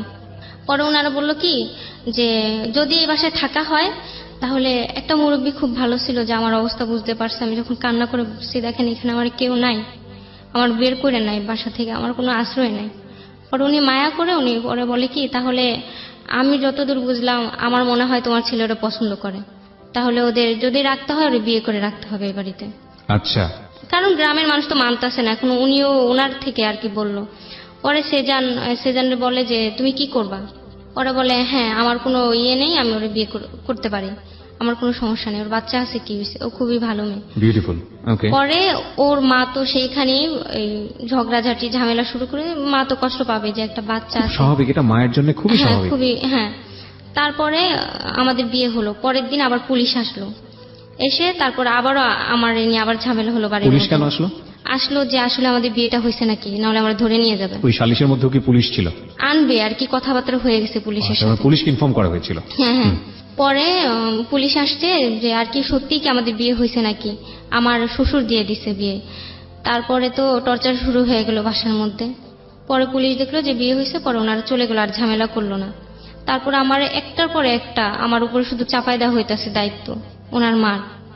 বলতেছে যে এবারে ওরে নিয়ে থাকতে হলে বাইরে যা থাকতে হবে। ও বলতো যে না আমি সবাইকে নিয়ে থাকতে চাই, ওর জীবনে কিচ্ছু নাই মা, ওর জীবনটা এলোমেলো হয়ে গেছে। আমি যদি একটা মেয়ের, তোমার মেয়ের যদি এরকম হইতো, তুমি তোমার মেয়ের যদি কেউ এরকম হেল্প করতো বা জীবনটা ইয়ে করতে চাইতো, তোমার তো ভালো লাগতো। ওর জীবনটা একেবারে শেষ। সেজানের সাথে আমার কোনো নেই, তখন নামেই বিয়ে হয়েছে, আর কোনো আমাদের ভিতর কোনো নেই। তারপর এরকম করে অনেকদিন গেল। তারপর গ্রামবাসী সবার মুখে যে কেমন বিয়ে, যে ছেলে মেয়ে ওদের রুম দেয় না কেন, সবাই গ্রামের মানুষ আর কি যেমন। পরে তো শুরু হয়ে গেল। পরে ওই দাদি করে চেষ্টা করে ওর চাচার একটা রুম নিয়ে দিল, ওদের ঘরে তো আমাদের উঠতে দেয় না, জি। খালি একটা ঘর ছিল, ওইটা আমাদের উঠতে দিল। পরে ওর মার তো আরো শুরু হয়ে গেল, সারাদিন ঝগড়া, নোংরা নোংরা ভাষায়। আমার একদিন গ্রামের মানুষের সামনে বলে যে ও বেশ্যা পাড়া থেকে আসছে, ও বেশ্যা একটা মেয়ে। সারা গ্রামের মানুষ শুনে গেছে, আমার মুখের দিকে তাকাচ্ছিল, আমি কোনো কথা বলার ছিল না আমার। পরে এক সময় আমি সিদ্ধান্ত নিলাম কি আমার লাইফটা তো শেষই। পরে আমার এক পরিচিত লোক আছে মার বিষয়, বাহিরে পাঠায় ডান্স। আমি ছোটবেলায় ডান্স শিখতাম, মোটামুটি জানা আছে। পরে ওইখানে আমি চিন্তা করলাম যে টাকা লাগবে না, বাহিরে যাই, অনেক মেয়ে তো আসা যাওয়া করা, যে ভালো থাকে সে এমনিতেই ভালো থাকে, অনেকগুলো মেয়েকে আমি চিনি। পরে চিন্তা করলাম যে চলে যাই, বাচ্চাটা যেহেতু কষ্টেই আছে, বাচ্চাটা তো আর ভালো নাই, আম্মু চলে আসবে 1 মাস 1.5 মাস পরে, তাহলে বাচ্চাটাকে আমি দিয়ে দিই। উইথ ডিউ রেসপেক্ট, সেজানের নামটা যেহেতু এখানে অনেক হয়েছে, Shezan of course he is a very very good boy, মানে এখন পর্যন্ত যতটুকু শুনেছি। সেজানের ফ্যামিলির দ্বারা আলিফা যে অ্যাটিটিউড পেয়েছে সেটা অপ্রত্যাশিত না। অপ্রত্যাশিত না বলতে প্রত্যাশিত আমি এটাও বলবো না, কিন্তু অপ্রত্যাশিত না। কারণ সেজানের মা আলটিমেটলি আলিফার সঙ্গে যে আচরণ করেছে সেটা তাদের সামাজিক অবস্থার কথা চিন্তা করে করেছে। এখানে সেজানের মাকে অন্য চোখে দেখার কোনো কারণ নেই। যারা গল্পটা শুনছেন তারা একটু নিজের জায়গা থেকে চিন্তা করে দেখুন আপনার মা হলে কি করতেন, এবং আপনার মা যে আচরণটা করছেন, হ্যাঁ লাখে একজন থাকতে পারে এক্সেপশনাল কান্ট বি এক্সাম্পল, ঠিক আছে, এটা একটা বিষয়। আর এগুলো আসলে রেডিওতে শুনলেই না অনেক বেশি নির্মম মনে হয়, গণমাধ্যমে শুনলে অনেক বেশি নির্মম মনে হয় যে এটা আসলে খুব লজ্জাকর একটা ব্যাপার। কিন্তু এগুলো আমাদের প্রাত্যহিক জীবনের চিত্র রে ভাই, এগুলো ঘটে। আমি যেটা যে বললো না যে নিজের বাচ্চাটা দাঁড়িয়ে আছে মিষ্টিটা তুলে দেয়নি, এরকম ঘটনা আপনার জীবনেই দেখবেন যে খুঁজে দেখলে আপনি বহুত ঘটনা এরকম আছে। সুতরাং কাউকে আপনারা হেট করেন না, আপনারা বরং ঘটনাকে একটা প্রেক্ষাপট হিসেবে নেন। যেই যে আচরণ করেছে সমাজের, যেটাই করুক না কেন ওর জীবনের ক্ষেত্রে, সে তার জায়গা থেকে বিষয়টা লজিক্যাল মনে হয়েছে। আপনি রেডিওতে শুনে কোনো জাজমেন্টে যান না, কোনো বিচার আচার করেন না, বরং আপনি এটাকে চিন্তা করে দেখেন যে এই মেয়েটার অবস্থান কি হয়েছে এবং কি করলে মেয়েটা এখান থেকে উতরাতে পারে। আর এই ঘটনার মধ্যে যদি আপনি থাকতেন তাহলে ভুলের জায়গাটা যদি মেয়েটা থাকতো তাহলে আপনি ভুলটা করতেন না। সো এইভাবে জিনিসটাকে আপনি দেখেন, প্লিজ কাউকে জাজমেন্টে আনবেন না আজকের এই গল্পটা শুনে। কারণ আমি প্রথমেই বলে নিয়েছি আমাদের অনুষ্ঠানে সবসময় কথাটা বলা হয়, কাউকে হেয় করা আমাদের অনুষ্ঠানের উদ্দেশ্য নয়। উইথ ডিউ রেসপেক্ট এভরিবডি, সবাই যতগুলো ক্যারেক্টার এখানে এসছে প্রত্যেকেই আমরা সম্মান করি সমানভাবে। বলেন। তারপরে ওর মা তো সবসময় বলতো যে বউ বলে মেনে নিব যদি বাচ্চাটাকে রেখে আসো। তো ওই সময়টাতে আপনি বিদেশে যাওয়ার চেষ্টা করছেন, বার ভিসা না কি যেন একটা শব্দ আপনি বললেন। হ্যাঁ, বার ভিসাটা কি? আমার মনের মধ্যে বার ভিসাটা কি? এটা হলো ডান্স করে, যে ওখানে অনেক মেয়েরা ডান্স করে স্টেজে, মানুষ বারে গিয়ে ডান্স করে, ওইটার ভিসা নিয়ে আপনি যাবেন। তো আপনি তো নিশ্চয়ই এটা জানেন যে এটা খুব রিস্কি একটা জব এবং খুব ভয়ানক একটা জব। তো তারপরেও আপনি এই রিস্কটা কেন নিতে চাচ্ছিলেন? আসলে আমি শুনছি যে আমার যে পরিচিত কটা মেয়ে আছে ওদের মুখে যে শুনছি, আসলে এই লাইনটা কেউ না ইচ্ছা করে যেতে চায় না। কারো জীবনে না কারো জীবনে কোনো একটা কষ্ট আছে, কারোর মা নেই, কারো বাবা নেই, কারো ঘরে সৎ মা আছে, তারা খুব চাপে পড়ে যায়। পৃথিবীর একটা মানুষও যদি এই কথাটা না মানে তাহলে আমি কিবরিয়া এই কথাটা মানি। কারণ আমি কেউ সৎ এটা করে যায় না। 100 বার বলতে পারি, যেই মানুষটা যদি দেহ পেশা বা যৌন পেশাটার কথা আমরা বলি, তাহলে একটা মানুষ আপনি খুঁজে পাবেন না সমাজে, একটা মানুষ বাংলাদেশের প্রেক্ষাপটে একটা কর্মীকে আপনি খুঁজে পাবেন না যে যার জীবনে কোনো ঘটনা নেই, সে স্বেচ্ছায় ওই জায়গাটায় গিয়েছে। ভয়াবহ রকমের ব্যাকগ্রাউন্ড রে ভাই, ভয়াবহ রকমের ব্যাকগ্রাউন্ড। আপনারা তো 2-3টা গল্প শুনেছেন এই জীবন গল্পে, আমি এনেছি। আমি যে কত শত শুনেছি, এবং আমি এমন গল্প আছে যেটা প্রচারও করতে পারিনি। হ্যাঁ, মানে ভয়াবহ রকমের ব্যাকগ্রাউন্ড। এই জন্যে কোন একটা মানুষকে গালি দেওয়ার আগে, কোন একটা মানুষকে অসম্মান করার আগে, কোন একটা মানুষকে খারাপ বলার আগে 3 বার চিন্তা করা উচিত যে আমি যে কাজটা করছি বা আমি যে গালি দিচ্ছি, আমি যে খারাপ বলছি, এই মানুষটাই যদি সুন্দর একটা পরিবেশ পেত তাহলে এই মানুষটা কি হতে পারত, কিংবা এই মানুষটাই জীবনে যে অসম্ভব ভালো ভালো কাজ করেনি তারই বা নিশ্চয়তা কি। ঠিক আছে, সুতরাং ওই বার গার্ল বলেন বা সো কল্ড স্ট্রিট গার্ল বলেন বা চাইল্ড বলেন, যেটাই বলেন না কেন, খারাপ চোখে তাকানোর আগে মানে আমাদের একবারের জন্য হলেও সৃষ্টিকর্তাকে মনে করা উচিত এবং শুকরানা আদায় করা উচিত যে অন্তত ওই জায়গাটায় আপনি নেই। হ্যাঁ, অন্তত ওই জায়গাটায় আপনি নেই। এই ফাঁকে প্রিয় শ্রোতা, কথা না বাড়িয়ে আবারও ফিরছি আমাদের যিনি গেস্ট আলী ফাতার কাছে। হ্যাঁ বলেন। তারপর ছেলেটাকে নিয়ে ওরা এমন ঝামেলা শুরু করলো, আমার শ্বশুর শাশুড়ি। আবার ওইখান দিয়ে আপনও শুরু করে দিল ঝামেলা। আবার শুনছে আপু যে আমি আপন ঝামেলা করছিল কিসের জন্য?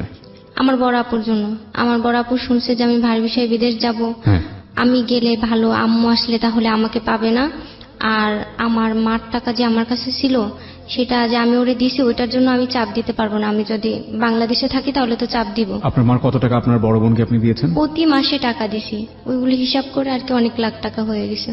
আচ্ছা, এই টাকাটা আপনার বোন আপনাকে রিটার্ন দিচ্ছে না? না, বলছিল যে আম্মু আসার আগে দিয়ে দিবে, এখন বলে আমি যখন পারবো তখন দিব। আচ্ছা, ওকে। আর আপনের তাহলে সমস্যাটা কি? আপনকে তো আপনি ডিভোর্স দিয়েছেন, আপন তো পেপার পেয়েছে। হ্যাঁ, তাহলে আপন সমস্যা করছে কিসে?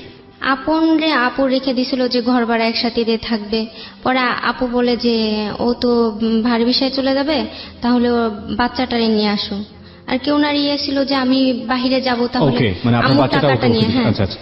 ও ওই দিক দিয়ে আমার মামলা করতে চায়, এটা করতে চায়। আমি ভয়ে চিন্তা করলাম যে বাচ্চাটা আমার এখানে ভালো নাই, তাহলে আমি দিয়ে দিই, আমি যেহেতু চলেই যাব বাহিরে, তাহলে দিয়ে দিই, কিছুদিন একটু কষ্ট করি।